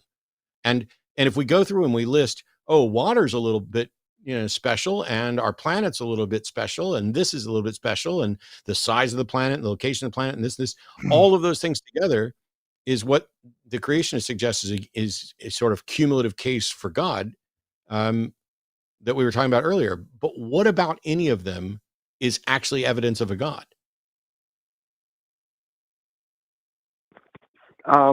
I mean, just that it behaves differently than everything else does. Everything behaves differently. That's all I got. Like I said, my dad didn't convince me, but I'm isn't that, I'm in your boat. Like Matt said, I mean, that's kind of true of everything to an extent, isn't it? Like every element has a particular set of properties for like heat for temperature and mass and everything else, right? I mean, so if everything has a particular set of properties, then I don't know. That kind of seems to like swamp the argument. Nature dictates when something heats, it expands, and when it cools, it contracts. I mean, you're taking energy out, you're putting energy in. But as you said, that's not for everything, or as Matt said, that's not for everything. Like that is true for water, and as you said, non-metals, but that's not true for everything. Not everything. And even among metals, it's rare. I think it's just like only cast iron that expands when freezing, maybe. And I just saw someone say bismuth and antimony, which are also metals, and they also expand. But let's assume they didn't. Let's assume that, seriously, just for the sake of this, and I get it, Ari. We don't have your dad here to engage with, but I mean, let's assume for a second that genuinely water H2O is the only thing in the entire universe that expands when it gets colder. The uniqueness of that, if it were to be true, is I don't see how that's evidence for a God at all. And why wouldn't it be the case that, why would God need to create something that acts different from other things and yet still follows all the laws of physics? Because it's the specific chemical structure that makes it expand. And when you have basically two copies of the simplest atom, I just don't get how on earth this is the fact that one thing operates different from everything else is evidence for God. Well, if you're talking about an omniscient God, I mean, obviously you've got unlimited possibilities, but if you're just talking about somebody who came in and could kind of play with things and trying to create life, it's kind of like, hey, strange coincidence that the one thing we need to protect all life in the ocean happens to behave differently than everything else on the planet. And again, You think that's the, that was my dad's only best way evidence from science. I love science. To me, it's not, sufficient to assume that there's any type of creator. But I thought that was a very, very interesting theory. And I know you guys are always talking about scientific proof for God. That's what a scientist, the best he came up with. So, I kind of agree with you. I just thought that was some pretty interesting phenomena we have in the world. Well, if Okay. there was a God who created the universe, why on earth would why in the universe would he need to create a universe with a specific set of rules that everything follows and then make one item follow those rules but give the appearance of being slightly different? Why not just create life in the ocean in such a way that it doesn't require water to behave differently, except that water doesn't behave differently. It follows the exact same rules of physics. None of this makes any sense to me of how this is evidence for God. Well, you're assuming a God who created everything. I think to me, it's ridiculous that there'd be a God who cared about life, who created all these planets, and we've only found life on one planet so far. We've only been there could be a God with limited powers or limited, I'm not assuming workings. I'm not assuming a God that created everything. I find it preposterous to say that everything existed and some God came in and tinkered with water. I find that to be beyond ridiculous.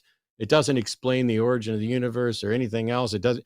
What kind of limited God are we talking about here that makes water freeze and enlarge and doesn't create anything? I think we also have to remember in most of our daily life, we don't want water to freeze most of the time. Like we want the water in us to stay liquid. We don't want it to freeze, and then expand because that would be very harmful for our tissues. I don't know. And the same is true for most organisms on the planet. But if it didn't float, we'd have solid bodies of water. And I mean, I don't know if that's the latest evolutionary theory, but I know originally they thought all life came out of the ocean. But it wasn't frozen or anything. It wasn't frozen or anything. So I'm not really sure where the connection with ice comes in. What's that frozen water floating? There were ice ages that would have wiped out all of life in the ocean. If the ice sank to the bottom, it would have froze everything, killed everything. What's that water? What's that frozen water floating in? What's the frozen water float? You mean like a lake or ocean? The frozen water. What's it floating in? Right. What is it floating in? A lake or in water. It's floating in water. It's floating in water. It's all water, just at different temperatures and different states. And now, why is it? I don't know. I don't know what to say. There's nothing about this that remotely points to a God or why a God would do this. And then when you start talking about a God that just decided to tinker, okay, cool. I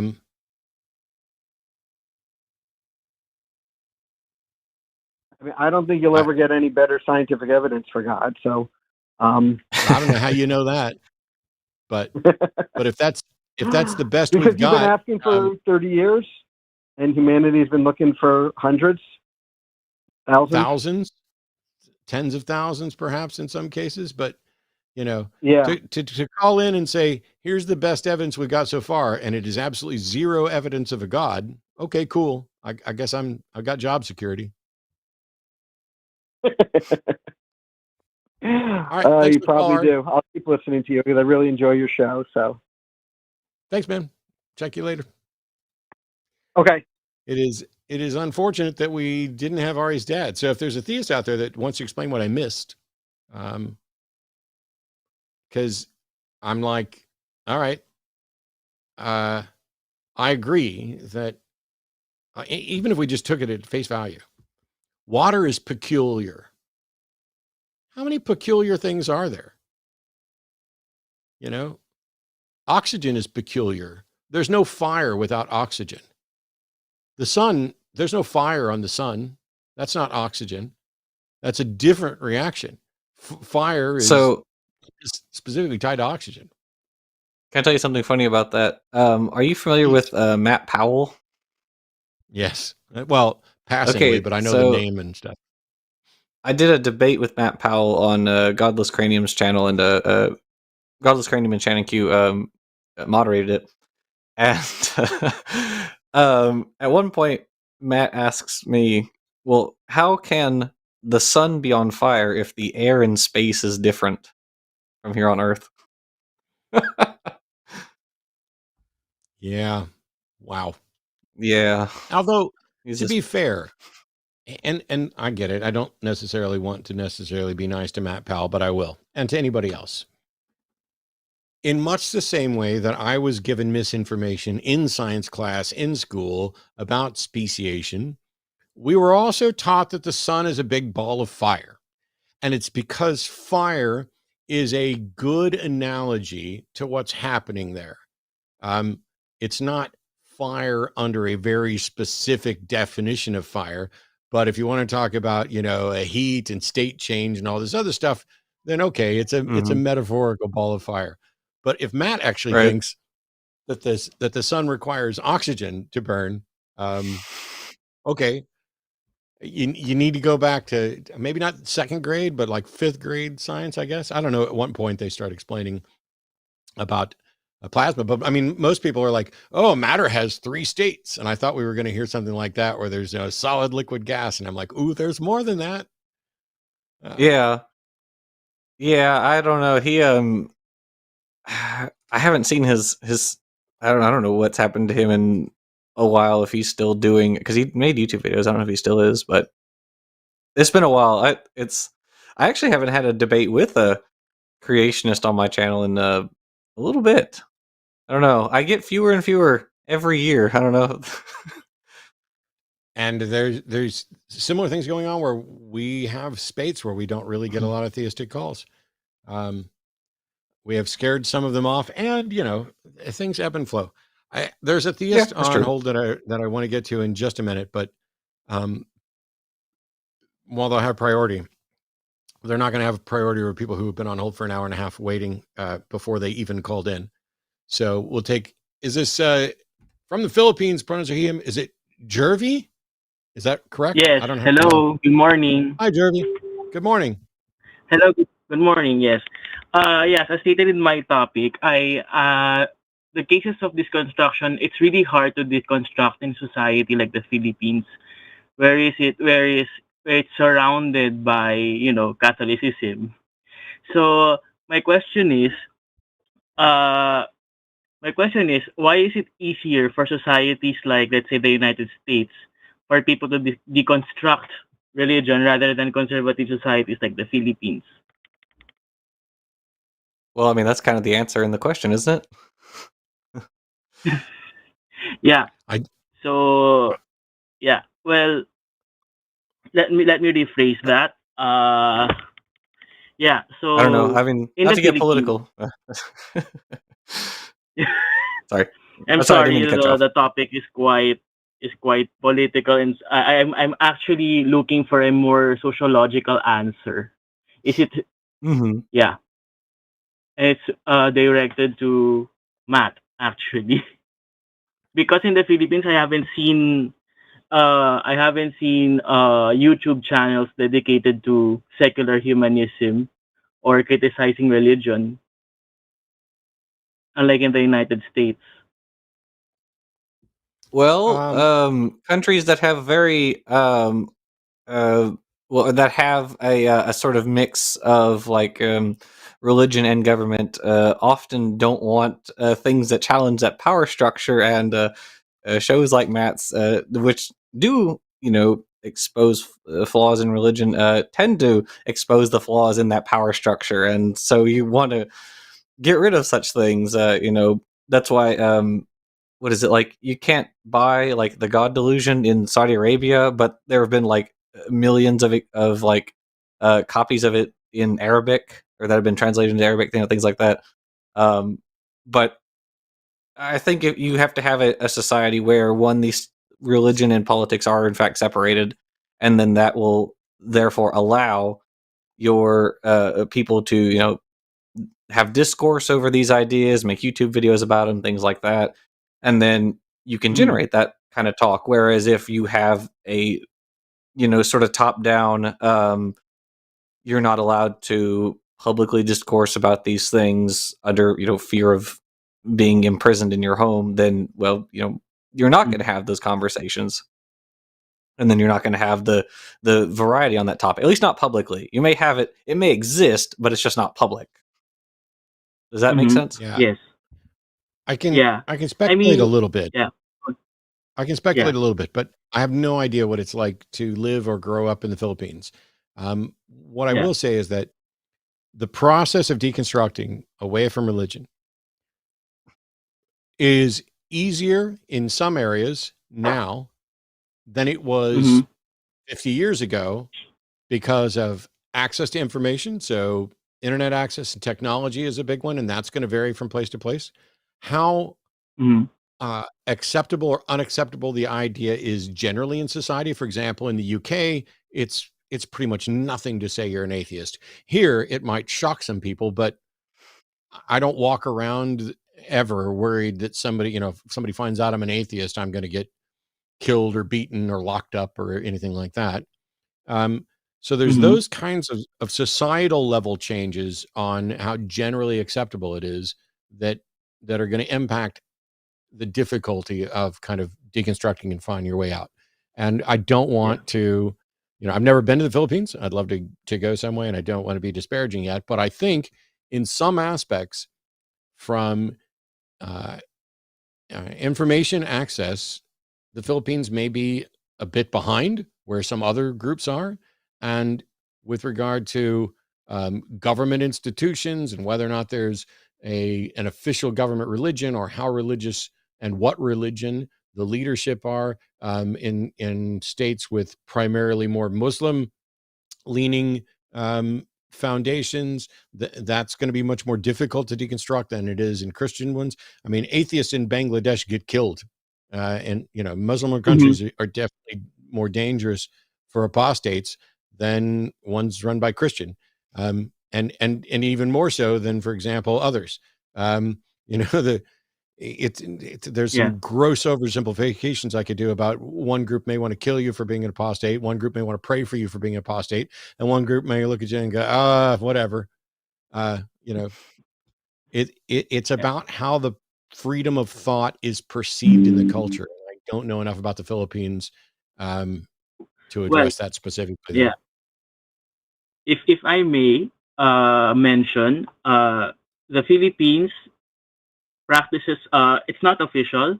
Well, some sources say it's an official religion, Catholicism, because the majority of Filipinos are Mhm. Catholics. However, the Constitution allows for actually expresses a separation of church and state. So, but the weird thing is in the Philippines is the way we practice Catholicism. the way we practice Catholicism is actually weird because we have synchronized throughout history our pre-Hispanic beliefs because we were colonized by Spain. That's how we got Catholicism in the first place. And weirdly, this synchronicity is still happening now with modern, I don't want to say trends, but rather political ideological beliefs like the ideologies like the LGBT community. So people have found a way to synchronize religion with their gender expression identity, which I find really contradictory in the first place. So that's the special case in the Philippines. And the thing with the Philippines is that we have this archaic law, which is called offending religious feelings. I don't know if you have the same thing in the United States. Blasphemy Not laws, anymore. basically. Right? Yeah, not Yeah, anymore. that sort of stuff, yeah. hmm This is what I was talking about with regard to governmental imposition on societal freedoms, where what you're free to talk about and how. Blasphemy laws still exist in a number of Western countries. And in fact, some have implemented blasphemy laws on ideas that have nothing to do with religion, essentially, the rough equivalent of it. And so that impacts how free you are. Because if you can, there's a difference between saying, I'm free to publicly say, I do not believe in a God. And then I'm free to publicly say, I think the God concept is false. Then there's the freedom to say, I think the God concept is bullshit. I think it is harmful. I think it is destructive. I think it is divisive. You know, all of those things require different kind of degrees of freedom to express yourself. We were listening to my favorite. Well, I'll let you finish, Jerry. Yeah. So we basically have this law which was mandated during the American period. I'm sorry if I have to mention that the United States also colonized my country. Yeah, sorry. And that did happen. That's why. Yeah, and that's why there are some Protestant groups in the Philippines as well. It was brought by the Americans. So this law actually came from the revised penal code around 1935. So that's around the American period. So yeah, so I just I just find it weird that we still have this law. And just recently, a drag queen, when she performed a parody of Our Father, she was charged basically with that law. Yep. So that was basically my question: if in the United States it still exists. So basically, I think Matt has answered my question. Cool. Well, I hope it gets easier for everybody. Not, you know, I'm not going to. We're going to move on to some other callers, and I don't need to get into specific with you, but I would hope that freedoms begin to expand universally, where everyone is free to deconstruct and believe as their conscience dictates. Despite what some people think, while I am actively anti-religion and am opposed to religions, that is about religions making proclamations of truth that they can't back up and how they impact people's lives.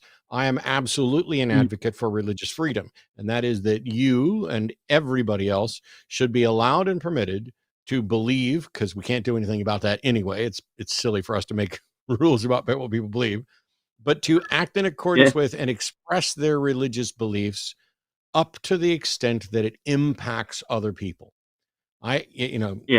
Believe as your conscience dictates and follow and practice your religion right up until the point where it is impacting and hurting someone else. And that's when I think we have a vested interest in intervening.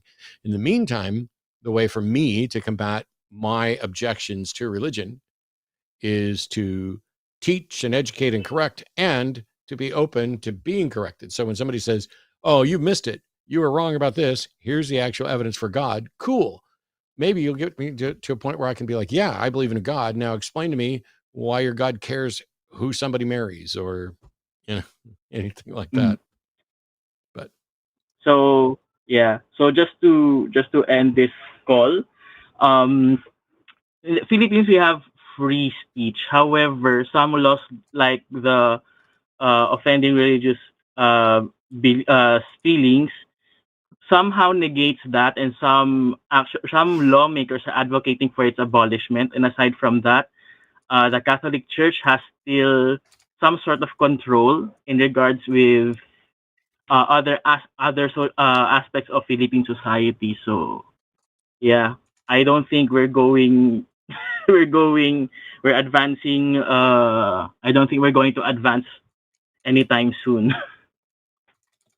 Yeah, it's a frustrating state of affairs, but I wish you and everybody in the Philippines well. And by all means, call back in and let us know if things change and if it's getting easier to deconstruct. Yeah, thank you. Thank you. See you later, Jeremy. We have a couple of calls left, and one of them is a theist that I'll be taking next, but I want to make sure that we get our regular announcements in, and it won't be long. As soon as we're done with calls, we'll be taking super chats. And I don't know, Arden, have you got I didn't get the link for the super chats. Did we set the threshold at 5 or 10 or? Threshold is set to 10, which is the usual. I will send you the link for super chat shortly. Sweet. So here's your chance. We're going to get at least 2 more calls. One of them's a theist, one of them's not a theist. I'll be coming to both of you. The lines are still open if you're a theist, and in particular, if you're a creationist. In the meantime, Jackson and I will be reading super chats after we're done with the calls. And so if you have questions specifically for Jackson, go ahead and get those in, and we'll take them here shortly. Have you ever been to the Philippines? I have not been outside the U.S. in my adult life. Wow. Yeah, I did only because I was in the Navy, but I was never in the Philippines. I managed to get outside the United States a bit during that, and I also did the Australia, the Unholy Trinity down under with Aron and Seth. But I've never been to the Philippines. There's a number of places, basically, all over, Asia, Japan, Taiwan, Indonesia, Malaysia, all these places I'd love to go. My niece and nephew, both adopted from Korea, and I'd love to go there someday too. There's this amazing world that is huge and diverse, and yet sometimes feels incredibly small and oppressive. And it probably feels smaller and oppressive the more actually oppressed you are in certain areas. But on the one hand, I could probably spend many years I could spend a lifetime exploring just the natural world of flora and fauna within 10 miles of my house and never get anywhere near done. And I could travel all over the world and see bits and pieces of stuff and just barely begin to grasp the full kind of picture of the planet that we're on. And even in saying that, there's still 70% of it that's underwater that I wouldn't be exploring all that much, apart from like the edges of like, oh, here's a reef here and I can see this. It is, creationists will often use it to be like, what percentage do you think you know about all the facts in the universe? I couldn't even put a number on it. It's vanishingly small. If you look at, depending on how you want to partition it up, I know a great deal if you want to partition it up into huge blocks, like, oh, I know there's a Milky Way galaxy and billions of others. It's astonishing how big they think their God is, while how small it actually is in the grand scheme of things. They make their God so much smaller, and we're worried about the smallest things. If you take a look at like deep field photography, where you can, if you held your arm out at arm's length and put up your thumb and you had, I don't know how many galaxies spanning all the way out to the outskirts of the universe in that space. That's galaxies.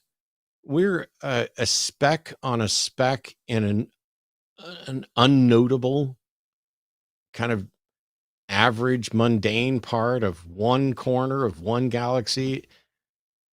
The notion that there's and it makes the creationists, they take a spin on this and they're like, see, that's how important we are.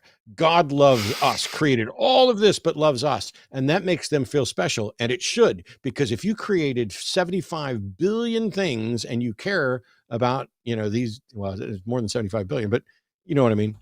That would make you feel special. And yet it's terrifying to think that the reality is we're not special. The universe doesn't give a shit about us. We're not, humans aren't special. Life isn't necessarily special, despite the fact that this is the only planet where we've actually affirmed, that we have life. But I don't know. There's a computer, or there is or was, I don't know if there still is, there used to be, at the Ross Perot Museum in Dallas. And you start out, I don't know if it goes down to like atoms, but at the very least you start with like a person, normal sized person. And you like expand. And so, you get a little bit larger. It's like, okay, this is the size of the Eiffel Tower, the Empire State Building, then, okay, this is the size of North America. And you get to Earth. And then you just keep kind of expanding.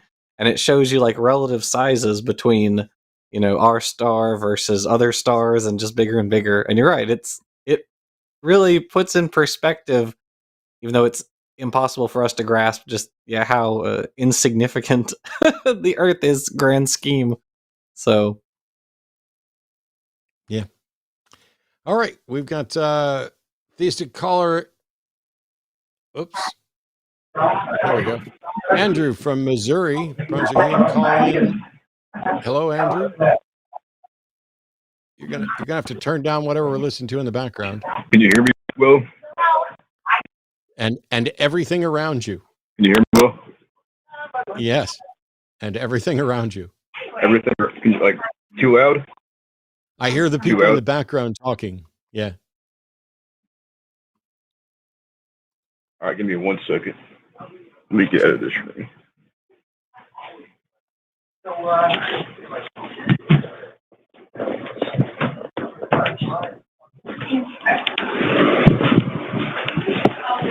Okay. I'm going to mute this while he's moving off to another thing.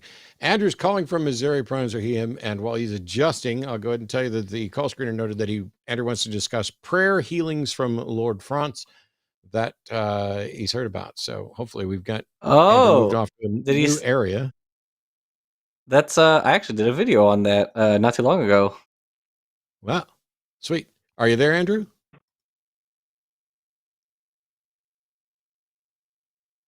Oh, hello. Can you hear me? I can kind of hear you. Something. Go ahead. Hello? Yeah, just go for it.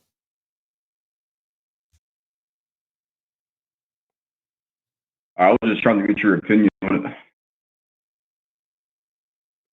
On the Lord France situation with like the healing spring?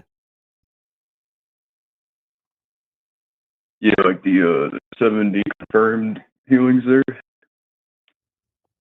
Well, confirmed is a funny term because the criteria that they use is a bit subjective. Part of the confirmation is like it has to be within like like a week or so.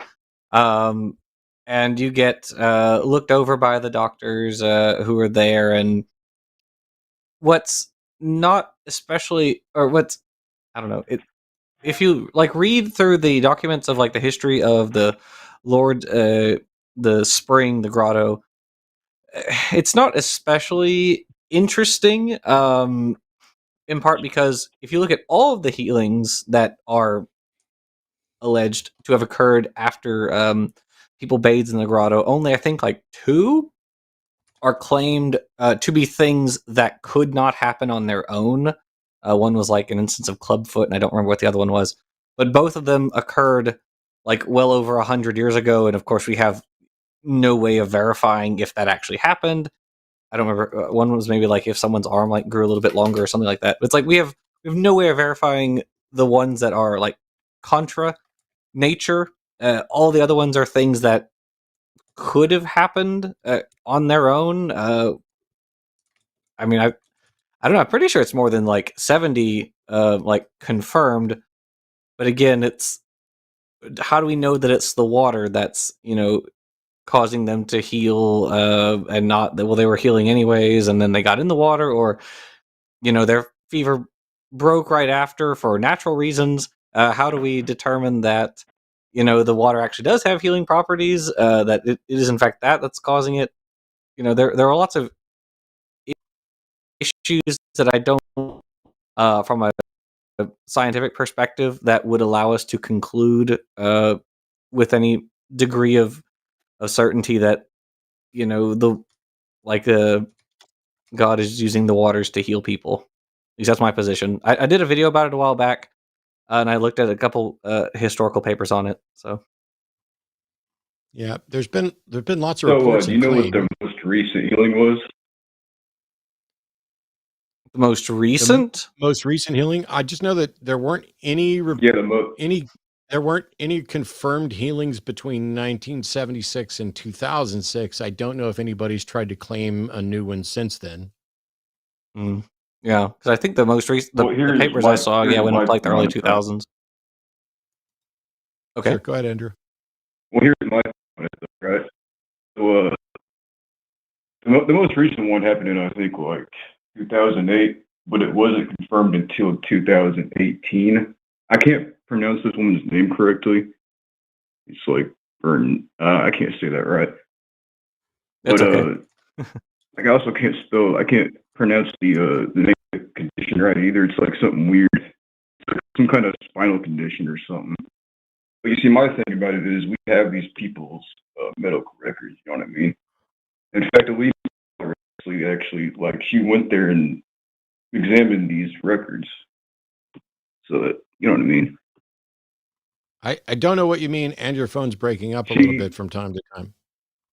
Right. So the idea is like they look at they give like a full like medical evaluation, or they give a full evaluation to like the person's like background medical history, right, and any treatment that they followed up with in the years or in the time since, right? That's what you're referring to. Hmm. Yeah, like, Yeah. it's hard to explain because I don't know everything about it, but I would it's wonder. like, I don't know, dude. It's just, go ahead. So I've always had a lot of curious thoughts about Lord. This is something I've looked into many times, but what you have is a place that gets a reputation, and so tons of visitors go there. And in much the same way that like Benny Hinn and other faith healers travel around um, having their meetings, and people claim miraculous healings there, although we have incredible difficulty confirming anything, and we know there are frauds. I'm wondering if you had a place like Lord, where you started telling stories about miraculous healings, and you had people coming from around the world in roughly the same numbers that went to Lord, if the claims of healing would be roughly comparable any place. It's there's no reason to think there's anything special about that water or that place. And does the number is the number of potentially confirmed healings or remissions or whatever they are, is that at above or below what we'd expect from a placebo effect? And if you take a look at all these and you find that a great many of these things are like, cancers naturally go into remission on occasion, and this goes, if you say, it would be silly to say I have a headache and I went to Lord and I drank the water or rubbed the water on my forehead and my headache went away, because headaches go away. And so this is one of the reasons why there's a lot of it that's not that impressive. And of the things that are impressive, is why you get to just 70 out of however many thousands. There was a study that reviewed 1,200 between in the late 19th century, But they reviewed like 1,200 cases, and then nothing new happened after 1976, up until this study from 2006. So we can't show clearly that there is a phenomenon. There hasn't been any proper, that I'm aware of, double-blind study or placebo-based study where, hey, we compare this to something somewhere else. And there's been no demonstrated reliably verifiable mechanism, as Jackson was pointing out, between the water and any proposed healing. And since we know that people sometimes stop being sick and gods get credit for it all over the place, whether you're at a faith healing thing or Lord or whatever else, I don't understand what conclusion anybody could reach other than sometimes people get better for reasons we don't understand. Because if it was evidence that there's something special about the water, or that there's a God that's working through that water or whatever else, it would seem that this would already have been confirmed. And instead, it seems to me like many other things, I just talked about how big the world is and how I could spend all these years just within 10 miles of my house. I don't know. I'm in a position where I can't reach any kind of conclusion about this, but the people who are reaching the conclusion that there's some supernatural agent that is healing people who specifically, go to Lord France, I don't know how they reach that conclusion. I don't know what their justification is. Yeah, to kind of piggyback off of that, with regard to like the double blind studies, it would be really interesting. It would be very interesting if maybe the researchers there, because there's like a group of doctors who are the ones who do the evaluations. If they could, like, I don't know, take some of that water from the grotto and then do a sort of double blind medical study and find is there a statistical correlation between people who drink the water and the rate of healing. That would actually be very interesting. And to date, as far as I'm aware, there haven't been. But the other really interesting point about Lords is that over time, the closer we've gotten to today, the trend in people who get healed has gone starkly down. Right? Like, you go from a period in the 1800s where, like, oh, it's lots and lots of people. It's like hundreds.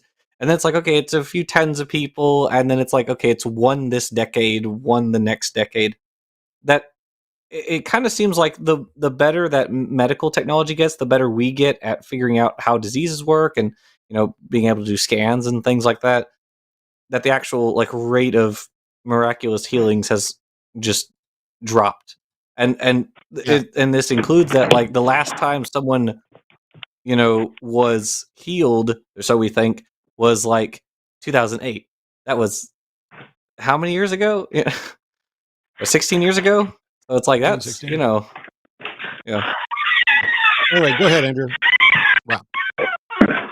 So, Creaky door. WD-40. Still hear me? Really? Yep. Yes. Yep. I'm going to send you some WD-40 for that door.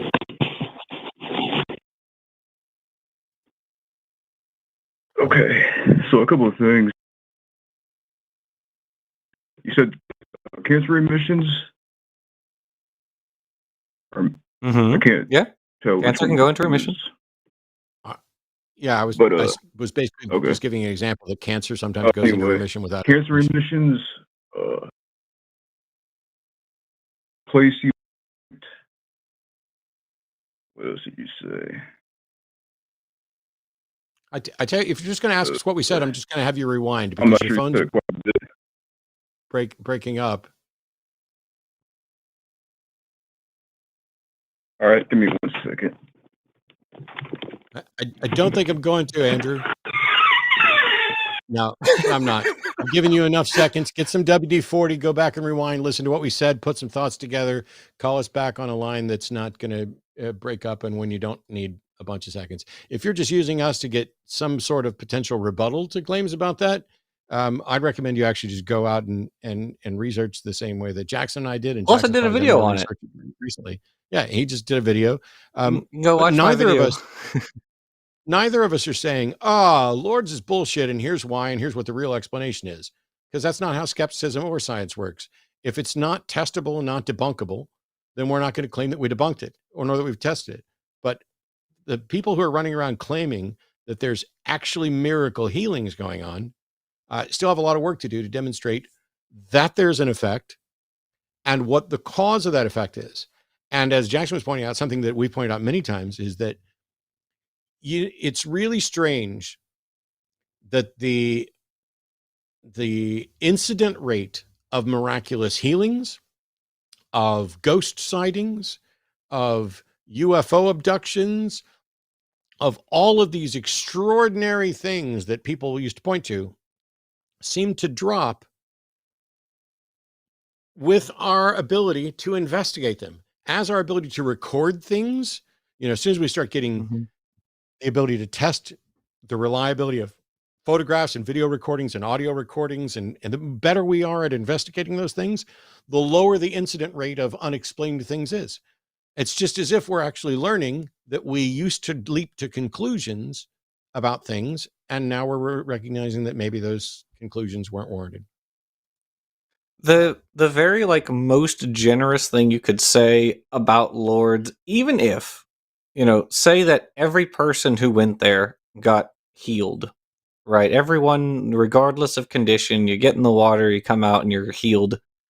The very best we could say from a scientific perspective, you're free to draw whatever other conclusions about it, but from a scientific perspective, the best we could say is very simply, we don't know what the mechanism is, right? Even if we could see suddenly the protons in your body all change position and that causes your cancer to go into remission or something, okay, we could see that, but we still wouldn't know what the mechanism of that is. We would say okay, well, we're not really sure what's going on there from a scientific perspective, but that's very obviously not the case. It is a few people claim to be healed and most don't or aren't. And I mean, if you just want to have it as a place to do a pilgrimage or something as part of your belief system, okay, fine, well and good. But it's the idea that, oh well, it is definitely healing people when they touch it. That's kind of where we're I don't know about that.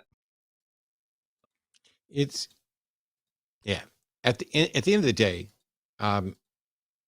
I think the most we could do is say we have a curious state of affairs, and that's why some people have even coined the term Lord effect, where, and it's not about the singer, it's about the place, where there's people infer an effect where we're not reasonably sure that there is an effect. What we can say is that there are a number of reports, some of which are supported by medical evidence, that someone apparently had a condition and then had that condition either lessened or removed after participating in, whatever sabbatical to Lord. Now, there's a number of logical fallacies that people have to consider, like post hoc ergo propter hoc, after this, therefore because of this, that because they went and, touch the water, drink the water, whatever it is, that is the cause. We have to demonstrate that there's an effect. Then we list, as I mentioned earlier, the candidate explanations. And even though we have demonstrated not at all that the water does anything, you would still have to list that as a candidate explanation because it is the common thread among some of them. You may not know how that works, but you don't get to just rule it out and say, no. See, this is what I was accused of doing earlier. I would not say, no, water isn't magical, therefore we can rule it out. You get to say the water may be related to the effect. And if you show that there's a massively strong correlation between the water and healing effects, then the next thing to do is to begin exploring the water to see, is there a way to show causality? And if there never is, you never get to claim it. It sucks. It sucks incredibly that there are things we are never going to get to know or understand or claim because we may be barred forever from understanding certain things, how and why they happen. And part of it is because we don't have time machines. We can't investigate the past properly. We're living in the past all the time by just a little bit, and we have no way to investigate the past. You don't even know that what you're experiencing is reality, although I'm okay with us assuming it is. Sorry. Some of the philosophy videos I'm working on are bleeding over into today's show. All right. Here's our final theist caller for today. I've got an atheist I'll get on here in just a moment. But Kai in Tennessee, pronouns are she, her, wants to present their reasons for believing in God. Hey, Kai. Yo, actually, hold that thought. I'm going to close my bedroom door. Yes, I would like to present a belief in God. Go for it. Can you hear me?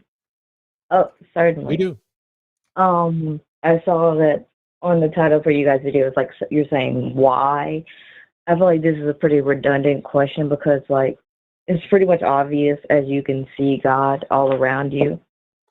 But I would say the reason I believe in God for the most part would be like the Bible, and it's like pretty like evident, like nature, like how things from the Bible, like the prophecies and stuff, they come true, and like things like that. When you say that, like, God is evident in nature, what do you mean? Like the fucking, like, you can't be without excuse. Like, if you look out and see God, and like you see like nature and you see the trees and things, you know that God exists in your heart. Like he writes his presence on your heart, like it says in the Bible. So if I told you that whenever I look at like trees, or we talked about beetles at start of the show, and I don't see any of that, I just see like natural structural things. I don't see any supernatural things involved at all. Well, what would you say to that then? Well, I would say if you look at the Bible, it says that your sin might be clouding your vision. I would ask you what you're doing in your life that is making you not be able to see God. That sounds like an excuse, Kai. Yeah, so like if I like, because I'm familiar with beetles, or I'm familiar with some beetles, I should say.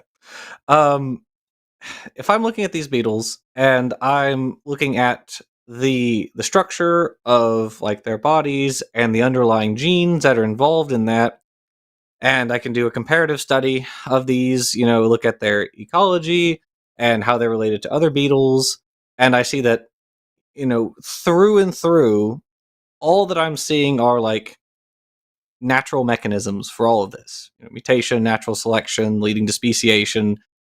I don't know how like whatever sin I'm doing could be clouding that.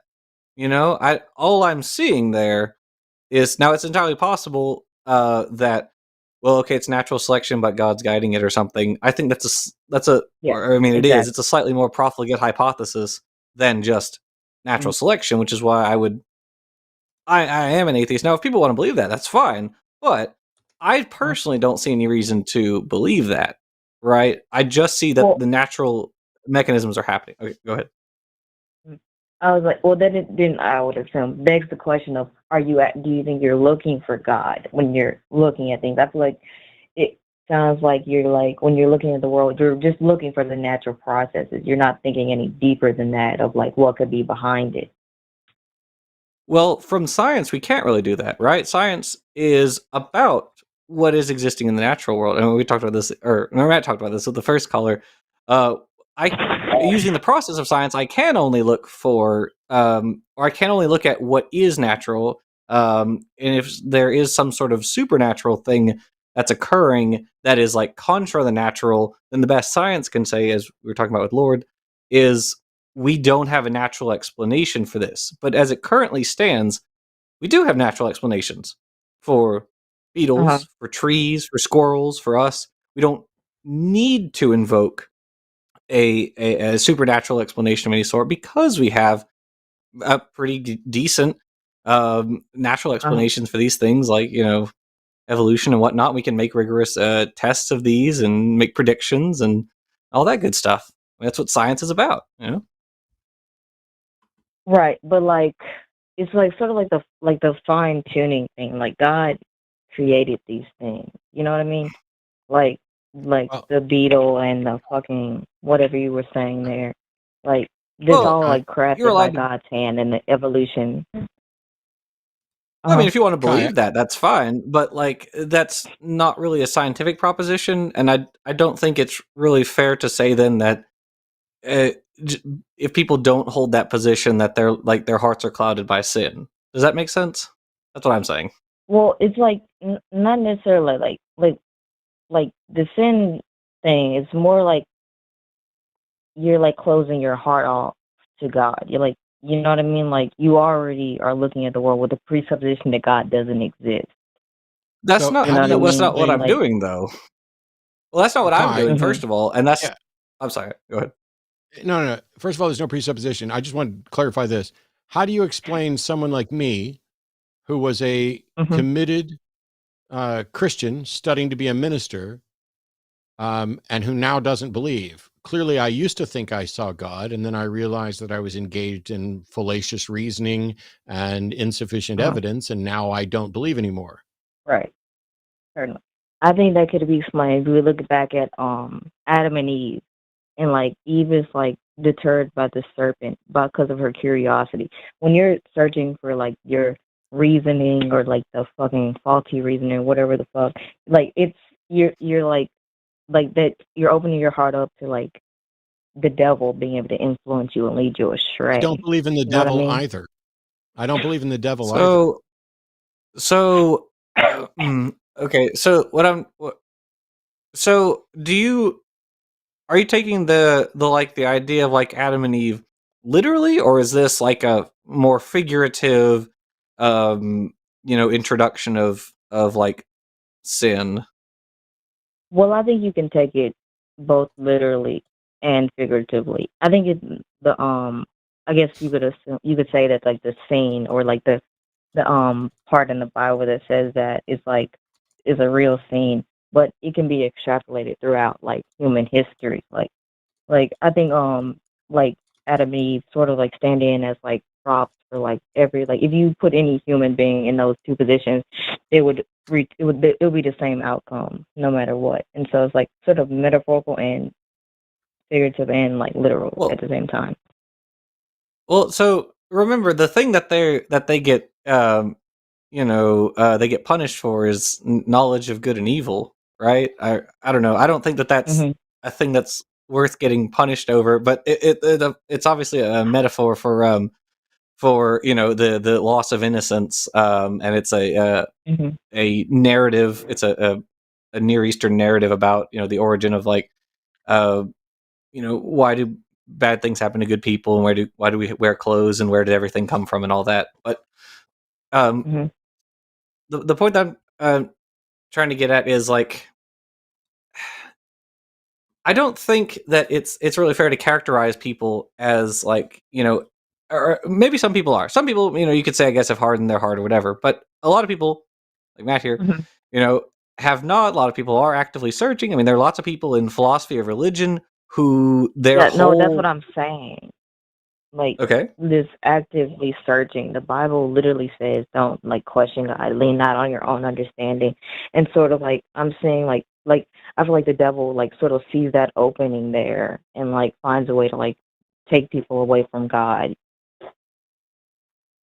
Well, but if hmm they're actively searching and in their active, I mean, okay, if they're actively searching and some people are or have found God in that active searching and some people haven't, right?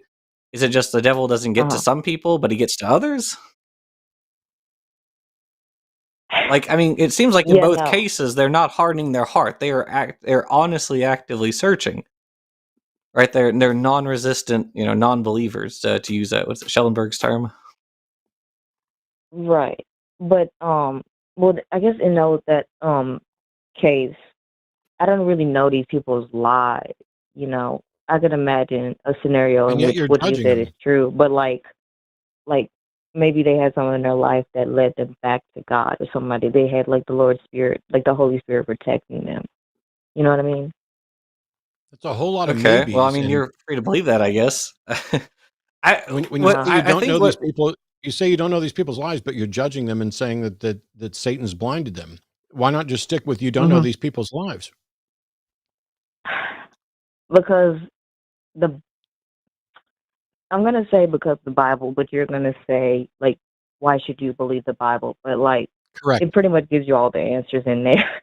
No, it doesn't give you any answers. It's wrong about a massive number of things. It is bigoted. It is misogynistic. It endorses slavery. It gets things wrong about biology and the origin of everything. What reason should anybody have to care not only what the Bible says, but what your interpretation of the Bible is? Well, like, if you think about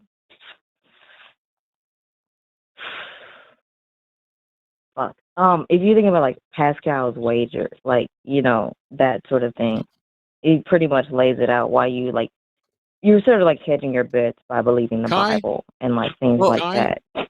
Well, I'm sorry. I'm sorry. Kai, I don't believe you. I What, genuinely believe this is a prank call because what do you are what do you moving mean? from. Sorry? What do you mean you don't I believe me? don't believe that you're sincere. You're answering nothing. You are repeating the same things, and you are shifting to concepts like Pascal's wager by name while failing to get other things even in concept in the simplest sense. I think this is a prank call. I don't think you're serious. I don't think you're seriously wanting to have a discussion about this, nor do I think you have serious thoughts on this. Why? No. I am 100% serious. I am a 100% Jesus person. I love that guy. You love that fucking guy and that fucking reasoning? No. Jesus I is don't my believe Lord you. and Savior. Is he? Yo. How did Jesus become your Lord and Savior? Shoot. He died on like the cross.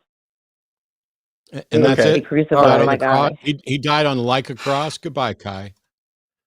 okay. Yeah, Kai's not for real. Had me going there. You don't Had know. me going You there. don't know Pascal's wager, and then say that Jesus died on like a cross. You're a fraud, Kai. I very rarely am I just going to say someone is in fact lying. You are lying.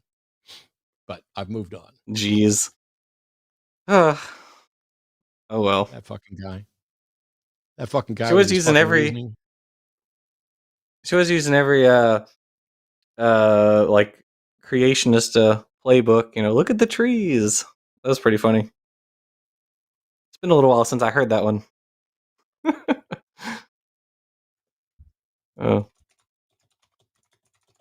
I do remember back when like Ray Comfort used to be on the scene and he would always, you know, ask people, look at the trees, don't you see God's great nature? But oh well. We have one final call. And then we'll get to super chats. And the call for today is Bob in Colorado. Bob, hi, you're how's on it with going? me and Jackson. Oh, sorry. Oh, hello. Hello. Yes, you're here. Oh, sorry. I wanted to call in about a really interesting picture I took at a hotel. Okay. So I went on the guided tour with the Stanley Hotel in Estes Park, Colorado, and it was the Shining tour. So the theme was about the Shining in the TV series. So the guide had us go through this one building that was supposedly haunted, and I didn't really believe in ghosts, and still I'm not sure, but I took a photo of a hallway with some people in it, and there was one image that appeared in the photo that I just can't explain. That person or that thing, I couldn't find in real life. So it just got me thinking. Okay. I don't know if we have any way to verify anything about that. Oh, I sent the call screener the photo by email. Oh, you got it? to the Gmail. I have it. I'm I mean, I'm even getting it still, set if up. someone showed me a picture and said, "How do you explain this?" Well, without being there, I don't know even how to begin. Like, I don't know anything about the situation or Oh, the okay. I can the explain background of and the picture elaborate or on that. anything. Yeah, I could explain on the situation. So I was with my girlfriend, and we were on the guided tour, and we were I went through this hallway myself and got goosebumps. Obviously, ghosts, I guess, do that or something. But I looked back and I took a picture with my phone, and the exposure rate was wrong, but it captured a lot of light, and there was like a street light in the background. That's what you see in the middle of the picture, and Okay. there was this like druid looking, like I want to say goblin or something, just a really pale face and a dark cloak and dressed in black. And You've called it no one on that tour no, had black. There's just 8 of us. Bob. Bob, you said it's druid looking and Okay. goblin looking, and we're looking at the picture now. I don't see a druid or a goblin. I don't see necessarily a hood. Oh, if you zoom into like towards the light, the middle part of the picture. I see the middle part of the picture. I don't know how you're reaching the conclusions you're reaching. Okay. Yeah, I mean, if it's an anomaly or something, or the exposure rate, and it just caused one of the people on the tour to look totally different, I can accept that. But I'm looking at that picture myself, and I can't really explain that. Good. To quote Trey the Explainer, it was a barn owl. No. Oh, okay. I mean, I don't know. I mean, it looks different than anyone else on the tour. Okay, so you can't explain it. What do we do at that point? Yeah. That's why I'm hoping to like analyze the photo and see if anyone can like analyze and see if it has any merit, if it has any kind of like problem with the camera. That'd be really super cool. Okay. And no one was carrying around a illuminating device. I mean, they had cell phones, but it looks like this cell phone was maybe a few inches below the person's arm or hand. I don't know what to tell you. You've sent me a weird low res picture that you can't explain and I can't explain. What would somebody supposedly do to explain this? So I took it with an iPhone 13 Pro, and the exposure rate probably made it all grainy. Yeah, I mean, the person just has a very pale face. I don't know if you see that character with the pale face, but no one matches that description on the tour. So what? So I'm we have wondering no where way that of. image came from, like where that thing came from. Well, I we don't have know. no way of Why verifying would you? anything about it. You know? Why would you expect that Okay. either of us would have an answer? Am I a Oh no, I photographer? was Do just I wondering own if you an could point me iPhone in 13? the direction of a. Am I a photographer? Do I own an iPhone 13? Do I have access to the original photograph? Do I have any skills or Right. capabilities where I could actually investigate this right now in the middle of a show? Do you? And It's if kind of- not, I apologize. why the fuck are we wasting time on it? It's kind of like when people say, oh, I had a ghost experience, and they, like relay some part of their story or whatever, and it's like, okay, well, that's cool and all, but I literally can't interact with any of the original material or content, and I don't know the background, of this photo. We have your story, which is fine, but like, there's really nothing we could do about it. I mean, there's nothing we could tell you. I don't think. I'm looking at the picture and I see what appears to be perhaps a blonde woman in what looks like a kind of whitish coat.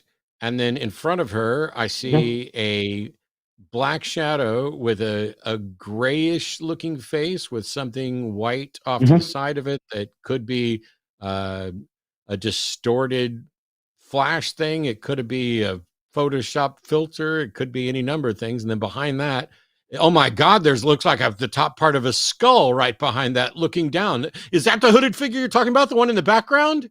Or were you talking about the one in the middle of the picture? Because I think the one in the background in the middle of the is picture. more. Yeah, I don't. So what? Yeah. Okay. I mean, yeah, and I can assure you it wasn't photoshopped or anything, and even if it isn't What you can miraculous, assure me. yeah. So You can't. I don't You know how can't to assure explain me it. of anything. Yeah, and, You can't assure me of anything, Bob. You can claim Okay. that. Well, you But can look at the metadata on the photo and see that the timestamp and all that stuff. Aside from that, I don't know if you could have it analyzed, and there's been nothing done to it. I don't give it. Why would I care enough to spend time analyzing a photo that some random person sent me? Why would I waste any time on this? Why would I waste any more time on this? Yeah, I mean, if you've seen the photo and you don't think anything of it, then I apologize. Okay. See you later. Okay. Okay. Interesting. It's when somebody tells me, and sorry, I guess I'm going to be a bit of an asshole about this, but oh, we went on a ghost tour and I got the chills, because evidently that's what happens when you're on a ghost tour, because ghosts will do the things that make you get the chills. And then I took this picture and I think I see a druid or ghoul figure. This is like, if I had $1 for every pixel in this photo, I'd still owe money. Like I'm in debt. $2. I'd not be able to pay off debts if you gave me $1. Which isn't a lot, but it's weird it happened twice. You can look at the metadata on it. No, you sent me an image. It's not like I have access to the originals or anything else. But even if I did, I genuinely don't care. You know how many weird pictures there are out there? I mean, I'm afraid to go to Google right now and search for weird ghost picture. I mean, even with safe search turned on, you're going to get all kinds of stuff. You're going to get, and the funny thing is, the more it looks like a good quality picture of what we would suspect a ghost would look like or a spirit would look like based on people's reports, the less believable it is. If you have a low res, grainy, muddled, smudged, long exposure, if an iPhone 13 took that picture, like if you sent this to Apple and said, I took this picture with my iPhone 13, they would send you a new iPhone 13 because there's clearly your camera is shit. But the notion that, oh, I'm going to send this in because I suspect it might be a ghost until you can disabuse me of that notion. No, if you don't know what it is, you don't know what it is. But I'm not going to do your research for you. You've got the camera. You've got the phone. Go do it. Wild stuff. Yeah, I mean, ghosts are another instance of, here's a thing that we would need a lot more controls to study, and weird picture from a random guy is not one of those controls. So that's wow. All right. Well, I have nothing else to add to your ghost picture, I think. Jackson, thanks a ton for coming on today. If you've got the time and want to stay, you can alternate reading super chats for me, which would be great, since some of them may be for you. I guess we'll find out. As a reminder, just before we get to all of the super chats, this is the Hang Up right here on the line. It's the regular Wednesday night show. I run from 6 o'clock till whenever the hell we get done. And if you send in any super chat over $10, we will actually read it and answer your questions. And so that's a chance for people who had specific questions for me or for my guests to get them in. We're going to start on that here in just a moment. So if you're queuing up, you can click on that. Also, you can go to linemerch.com. We've not only got the mugs and the wine glass stuff up there, but there's other stuff that will be added in the future. And patrons can potentially get a discount. So you can support the line at patreon.com/calltheline, and you can support it here on YouTube and all that other stuff. I've got to do the please give us money. I got to do that thing, or Jimmy beats me when I'm done with if I finish a show. And the thing is that Jimmy no longer beats me himself. He just says Arden do it because she's here. And no, I'm sorry. Nobody's actually physically harming me. She's just waiting It's off the screen most with the confusing. stick ready. She's like, read the super chat. Read the super chats now. And so I will. $9.99 from Ethar Childress. I've noticed that Pride and anti-Christian fantasy media have positive interpretations of demons, D&D, Castlevania, etc. Any thoughts on how churches can weaponize this and form conspiracy theories? I'm probably going to have to read this again. I've noticed that Pride or Pride flags of the LGBT community and anti-Christian fantasy media, I don't know, have positive I don't think it's interpretations of anti-Christian. demons. He's saying, or they're saying anti-Christian fantasy media has a positive interpretation of demons. So D&D, yeah, I don't know that the D&D or Castlevania or whatever is necessarily anti-Christian, but sure, there's fantasy media that has positive spins on demons. Any thoughts on how churches can weaponize this and form conspiracy theories?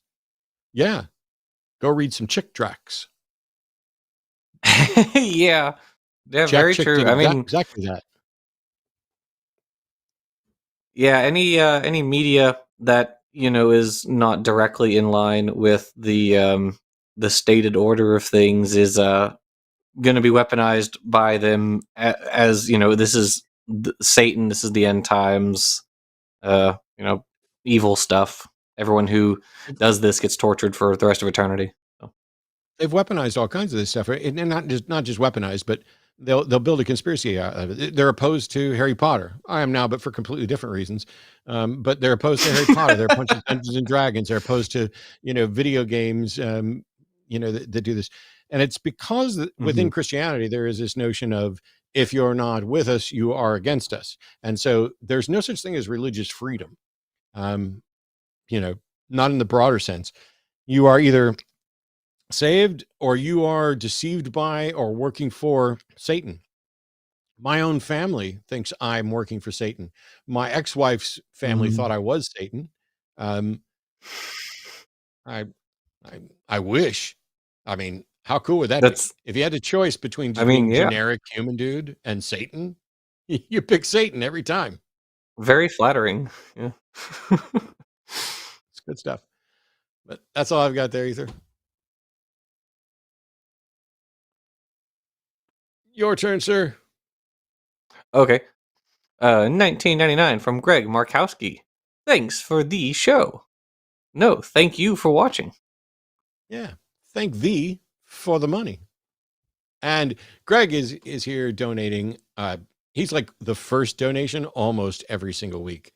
And a really good guy that I had pleasant time sharing a meal with. So thanks, Greg. $10 from PhD Tony. Hey, Tony. My sound is not working at the moment, but the visual of Matt sticking his fingers in his ears and waggling his head is worth a super chat. I suspect that I use these in-ear monitors so that I don't have big headphones. And that's just an aesthetic thing about how it ends up looking. But the old ones that I used to get, I broke like 4 pair of them. And they were not cheap. They're like $100 a piece. And so I bought these, which are half the price. And I'm hoping that they last, more than half the length that those others did, but they're not as comfortable. And so adjusting them is something that just has to happen. But thank you, Tony. I can't wear earbuds that sit, or I don't like earbuds. I guess my ears are sensitive. So I have to wear something that sits like over my ears because otherwise I'll get tired of wearing it. So I understand. I've got a pair over the ears right here that I do every time I'm gaming because the sound quality is better. $9.99 from Donkey Butt. Did either of y'all ever go through a phase of questioning reality and feeling anxious at the uncertainty of all of it? If so, how did you come out of that phase? Thank you. Go for it. Not for a long time. Like, I questioning like all of it. I don't know if I ever really went through a phase where I questioned like everything. I was not like raised creationist or anything, so there was never a point where I had to be like, oh, it's Genesis versus evolution or something like that. So I don't know. I never really went through a phase like that, and I haven't had any like paradigm shifting like anxiety in at least the last several years as far as I'm aware. So I don't know. I mean, um sorry, I don't really have much of an answer to that. You are fortunate to not have had any paradigm shifting anxiety in years. I tell you, I remember Not the yet. first time Not yet. that I fundamentally questioned reality. I remember having an issue when I was a kid where I spent a little bit of time wondering if I was the only person who was real and everybody else was like a robot or a figment of my imagination or something like that. Basically, it was my discovery of the problem of hard solipsism. And I remember Mhm. like I can't say exactly how old I was, but I was definitely like under 10 when I Mhm. first started thinking about that. But then there's Saturday morning cartoons and lots of other stuff, and thoughts like that just get shelved or put away. It's like one thing that I became good at very early is I'm worse at it now than I used to be. Here's a problem that troubles me, but I don't know how to solve it. And so I'm going to spend some time seeing if there's a reasonable path to finding a way to potentially solve it. Can I find the tools to address this? And if I can't, there are so many other problems that I shift to a problem that I think I can do something about or that I think I can address. And I'm an obsessive Mhm. learner, and there's so much stuff to learn that it's like, oh, if I don't see a path after trying on how to solve this problem, I'm going to work on these others over here. And it's why I mentioned when I first saw The Matrix, I loved the movie, the first Matrix movie. I Mhm. loved it. And it was, cool. But it was cool for me for the special effects and for, other aspects of it. The the story was cool, but the concept of being a brain in a vat or hard solipsism wasn't mind blowing for me because I'd already had my mind blown on that topic a couple of times before, and had spent a lot of time kind of Mhm. studying the philosophy behind that by the time I got to that. But I did like it. But yeah, It's a now good movie. Yeah. I don't feel I don't feel anxious on the uncertainty of reality. I've kind of come to grips with, well, some of it you'll see in the new videos that I'm working on paradoxes and problems in philosophy and epistemology. But it's I I have way too many other things to be anxious about and to try to focus on, that being anxious about whether or not reality is real is just never going to make the cut for me again. I've got to go I get, was I was thinking dental work something to do. similar. I was like, I have lots of anxiety, just not about questioning reality. It's like, Yeah. oh, hey, I got bills to pay. I got health concerns to deal with. I've got networks to run. I've got friends who, and the other thing is that I started to realize that some of the issues, and by the way, this is not advice. You should, if you need help, get help. I would recommend the Therapy Mhm. Project, seculartherapy.org, and other things. This is not a statement about that. I'm probably bad at how I deal with certain things. Arden could probably come in and tell everybody stories about my worst days aren't like some other people's worst days by a long shot, but I got my days. I had a day just the other day where I was just like, today is not going to happen. I know we put things on the list for today. It's just not going to happen. My brain is going 100 miles an hour on 10 other things. Today is just not, I'm having a day. I'm not going to do a fucking thing. And to her credit, she almost always says, yeah, don't do that. Now, we always get stuff done. I meet deadlines and everything else, but man, I am the king of procrastination. And if you think that a load of anxiety doesn't come with that from time to time, I don't know what to tell you.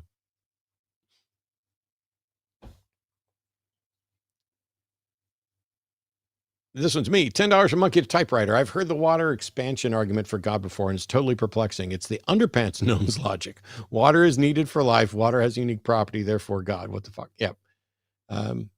Yeah. I get. I think what happens, and this is so. Some stuff is about scientific ignorance, and that's what people like Jackson and his co-author and Erica Gutsick-Gibbon and all of them. Forrest. How did I skip past Forrest? That's what they're doing in the science education realm. But it's not just scientific ignorance. It is looking at the world, and you are clearly functional in the world, which means you have some decent understanding of the world. And so the Dunning-Kruger effect takes hold, and you think you understand the world perhaps better than you do. And so when somebody comes along and presents a neat, nifty, packaged concept in a sermon, you're already in a church listening to a sermon. You are primed to think you are getting something profound, just like when you go to Lord, you are primed for a healing. And you hear this thing and you're like, whoa, water. And then you can one up the water thing. And I think that if the caller's dad had been here, we might have heard that.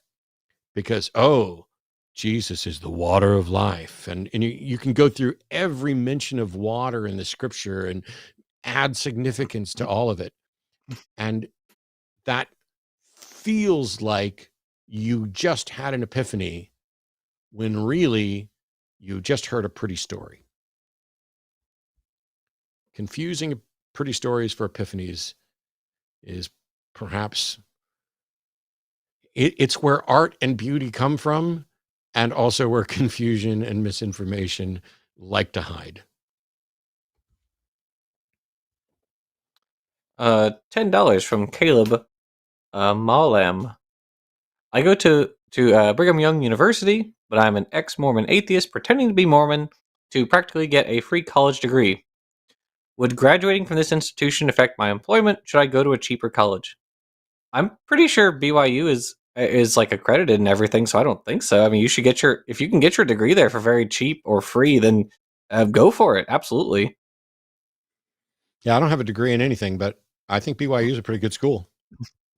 Yeah, it's nationally accredited, so yeah, absolutely. Also, the number of people who have degrees, including degrees from good schools, who still have problems finding jobs in their preferred field is pretty staggering. Yeah. So I would worry more about getting the education and then putting that education to use in whatever field you're wanting to, because not like BYU business school is going to be different from NYU's business school. I mean, as far as it's supply and demand. You want to get a 5-minute degree? You can go to the Father Guido Sarducci 5-minute university, where we teach you in 5 minutes what the average college student remembers 5 years after they graduate. And so for economics, it was supply and demand. It's a bit from an SNL sketch that only us old people know about, but somebody in chat is about ready to look up how to spell Guido Sarducci so they can be like, I remember Father Guido Sarducci. There's hey, also I'm sure that you will be delighted to know that Prager University also offers courses for 5 minutes. Oh my God, do they really? Well, the videos. Yeah. Well, that's what they call the videos courses, and then they're typically like over 5 minutes, so not really sure about the 5 minutes or less advertising, but yeah, whatever. History's not their strong suit, math isn't either, but whatever. Fair. $20 dues from Eminence18. Someone I know uses afterlife, reincarnation, and psychics to give him peace. I'm worried he might give up on life if his ideas are disproven. My approach on the subjects would be different if I didn't watch you all. Thanks. This is, and feel free to jump in if you have something to add on this, but there's things to remember about watching what I do in particular on my shows. I don't make outgoing calls. I don't go door to door knocking to try to take away people's hopes or their religion or anything else. I engage with the people who voluntarily call in. And on that front, I am in debate, take no bullshit mode, because we have people calling in with fake stuff, as I think we can largely agree on today, and people calling in who are serious. And I am equally forthright, or try to be, with theists and atheists, because there are a lot of atheists who believe a lot of stupid stuff and spout their mouth off about a lot of with really bad arguments constantly. I spend as much or more time correcting and arguing with atheists as I do with theists. But when you have someone who you suspect is using their belief in an afterlife and reincarnation and psychics and stuff to give them peace, and you're worried that they might actually give up on life if their ideas are disproven, I think there's still value in addressing those ideas, but I think that caution needs to be exercised, because people need a landing place when they find their way out of these things. And that's what organizations like American Atheist, Recovering from Religion, the Freedom from Religion Foundation, individual secular communities, we're trying to create spaces so that when somebody is deconstructing and questioning, they're not left flailing and helpless and alone. And I know the perception from the shows that I've done over the year, whether it's this one or Atheist Experience or anything like that, is, you know, that could easily be viewed as, well, you're just going to go out there and convince people and give them nothing. And I hope that people watch enough to know that that's not even close to the reality, and that I want people to find their way out of religion voluntarily as an act of reasoning, with the understanding that they are not alone, that the rest of us are here, that there are communities, there are resources, and that a lot of what they may feel in anxiety and stress and fear and depression and overwhelming nihilism or anything are not the result of waking up to the truth, but is the result of having the lies ripped away. If you've been raised to believe, and this is an example I've used for years, if you were taught for the first 18 years of life that on your 18th birthday, you would become a billionaire. Or actually, let me change that. On your 30th birthday, you would become a billionaire. How you live your life up to your 30th birthday is going to be dramatically different than if you are not taught that lie. And so when you get to your 30th birthday and it turns out you're not a billionaire, you are in a position where you've now had the lie ripped away, and it can do massive damage, but it's the lie that did the damage, not the truth. So we're one area where the Bible and I are in agreement that the truth shall set you free. So exercise some caution, exercise some compassion, and make sure we're constantly, it's one of the reasons why I support Recovering from Religion and all these other organizations and have them on as guests and do fundraisers for them. It's because you want to see a world, if you're like me and you want to see a world that's free of superstition and religion and flawed thinking, you also want to see a world where human beings are empathetic and supportive, and where nobody has to feel alone. It's the humanism aspect. This one's yours, sir.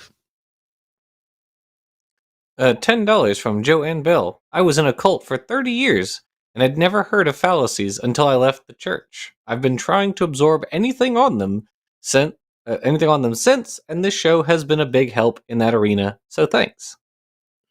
Awesome. Thank you, Joanne. And our final super chat for the day, and every time I say final super chat of the day, somebody else goes in and does another super chat. So I'll be waiting for that. But we'll do it in the same order that we always do, which is I'm going to read the last super chat. Then I'm going to thank Jackson and have Jackson give out all the information on where people can find him and everything else. And then I'll have to read the extra super chats before we leave. And that's A-okay. Final one is from Wakebreaker. This is going to be a difficult one. 1999, you're welcome. Thank you. I'm very grateful. And as predicted, somebody got one in before I could even ask Jackson to share stuff, as did two others as well. $50 from Roger Mello. My view on Matt's personality. Whew, this could be dangerous. You're extremely fair. Sometimes you need to be tough. Sometimes you're the kindest person on earth. It all depends on the caller. You remind me of my father. You're awesome, from Rio de Janeiro, Brazil. Thank you. I hope your father was decent and not the kind of father you want to punch in the face, because it'd be really disappointing. You remind me of my father. I fucking hate him. You know? Oh, here's one you can read, Jackson. $10 from the late Peter Cook. This must have been the ghost that we were talking about earlier. Right why there in is the it hallway. okay to pray to God to enhance athletic performance, but it's not okay to take drugs to enhance enhance performance? Oh yeah, because drugs exist. Well, I would argue maybe don't do either of those things. Actually, Yeah, it's just, I'm not, if you pray before your athletic performance, I'm not going to call you a cheater. I may not think you're particularly rational, but I'm not going to say you're cheating. Although if a God does decide to help you, how could that not be cheating? that's very true. Yeah, you get assistance from the omnipotent creator of the universe. That's absolutely cheating. Yeah. $10 from Monkey Typewriter. Here we go. Jackson, when you talk about PragerU, remember that they are now dispensing materials in public schools in at least 3 states. Education in this country is in serious trouble. Hope you return soon. Me too. Yeah, that is extraordinarily tragic. I saw the report about Florida. I don't know what other states it is offhand. But yeah, Florida's already doing this. They're incorporating the PragerU Kids videos into their curriculum or curricula, I think. And Big Joel or Little Joel has done some videos responding to some of these, just talking about how many different ways they absolutely screw up history. Of course, PragerU is not just about historical revisionism. They also are about climate change denial. And recently, they've had creationists come on to argue that evolution's false too, because of course they have. They couldn't leave it alone. Of course. Yeah, they had Stephen Meyer from the Discovery Institute come in and be like, well, Darwinism has all these holes in it. Oh, okay. So does Swiss cheese, but it's still really good cheese, and it's still better than a non-existent cheese. Anyway, that's all I've got for today. Jackson, tell everybody where they can find you, where they can follow you, what you're working on, and when you'll be back. Okay. Well, I'm on Twitter. I'm Jackson Wheat. You can just look me up. You'll find my the picture that is being used on the thumbnail here. I use that for everything. Also YouTube. Also Jackson Wheat. Very difficult to remember. Jackson Wheat 1. Yes, Jackson Wheat 1 on Twitter. Sorry, and then just Jackson Wheat on YouTube. And again, it's my image. My videos are about zoology and paleontology predominantly. I don't do as much creationism stuff except on Thursdays, where I do my live show in the evening. Right now, we're doing a deep dive of Richard Dawkins' book, The Ancestor's Tale, which is one of my favorite books of all time. Highly recommend it. So we're going chapter by chapter through it because it tells evolutionary history but backwards, if you guys aren't familiar with it. And so we're doing videos on those, and we're like a little over halfway through the book. And we've been doing it for like 2 years now. So yeah, we've been at it for a little bit. And then, of course, RJ Downard and I are working on The Rocks Were There Volume 2. When will I be back? I don't know. I hope to, whenever you need me, I'll be around. I was going to chastise Jackson for, as I was going through your YouTube channel, I was like, oh, the axolotl story. And I was like, yeah, cool. And I didn't see the little logo that showed that that was the part of the series for going through the Ancestor's Tale. And I'm like, okay, let me find out. I'm gonna scroll through, and I started scrolling through all the videos, and I was like, this guy's never done a video on snakes. How could I possibly have him on the show? But when I Well, realized that you were doing Ancestor's Tale, I was like, that's awesome. yeah, it is a really good book. You know, I do say in the very first one, no, not affiliated with anything Richard Dawkins has said or done. But the book is really good. Highly recommend. Yeah. You know, he's got a number of his books are really good. The Greatest Show on Earth is also fantastic. It's about the evidence revolution. I highly recommend it. Freaking The Blind Watchmaker, The Extended Phenotype, The Selfish Gene. You know, all really good books. I can recommend almost everything Richard's ever written book-wise, and maybe a number of publications, as long as he's not talking about gender, and then we got issues. But yeah, in any case, yeah, it's funny because I mean we've had dinner, we've had arguments, we sat on stage together, and yet it's an area where we're just never actually going to have a discussion, I suppose, and that's tragic but fine. I do think it's I'm good. not here to fix everybody. I do think it's good though that the view on that by biologists has shifted a lot, especially in like the past decade, where we've gone from the it's this or this to more of the bimodal distribution, and that's becoming more and more accepted. So that is positive change in that regard. Yeah, we've been, some of us who aren't biologists have been sitting here coming up with other analogies repeatedly to try to make, people have a better understanding of things, because the primary objection, which by the way, if you have questions about this, you can tune in tomorrow to the Transatlantic Call-In Show at 2 p.m. Central with Arden and Dr. Ben. And you can get more details about this, but it's the world changes and our understanding changes. And in the same way that species get moved around, and someone like Jackson may say there's no such thing as species, and I might be inclined to agree. And the simplistic view of, hey, species is about delineation between groups that can interbreed. And it turns out that's not really true. One of the things to remember, especially before you call in tomorrow, is that trans people aren't claiming to be cis people. And if your objection is that you don't like those labels, okay. And if your objection is that somebody's pretending to be something they're not, no, they're not. You're denying what they're saying they are and pretending that they're saying there's something else. If you find trans people who are claiming to be cis, they're liars, and I'll tell them to their face.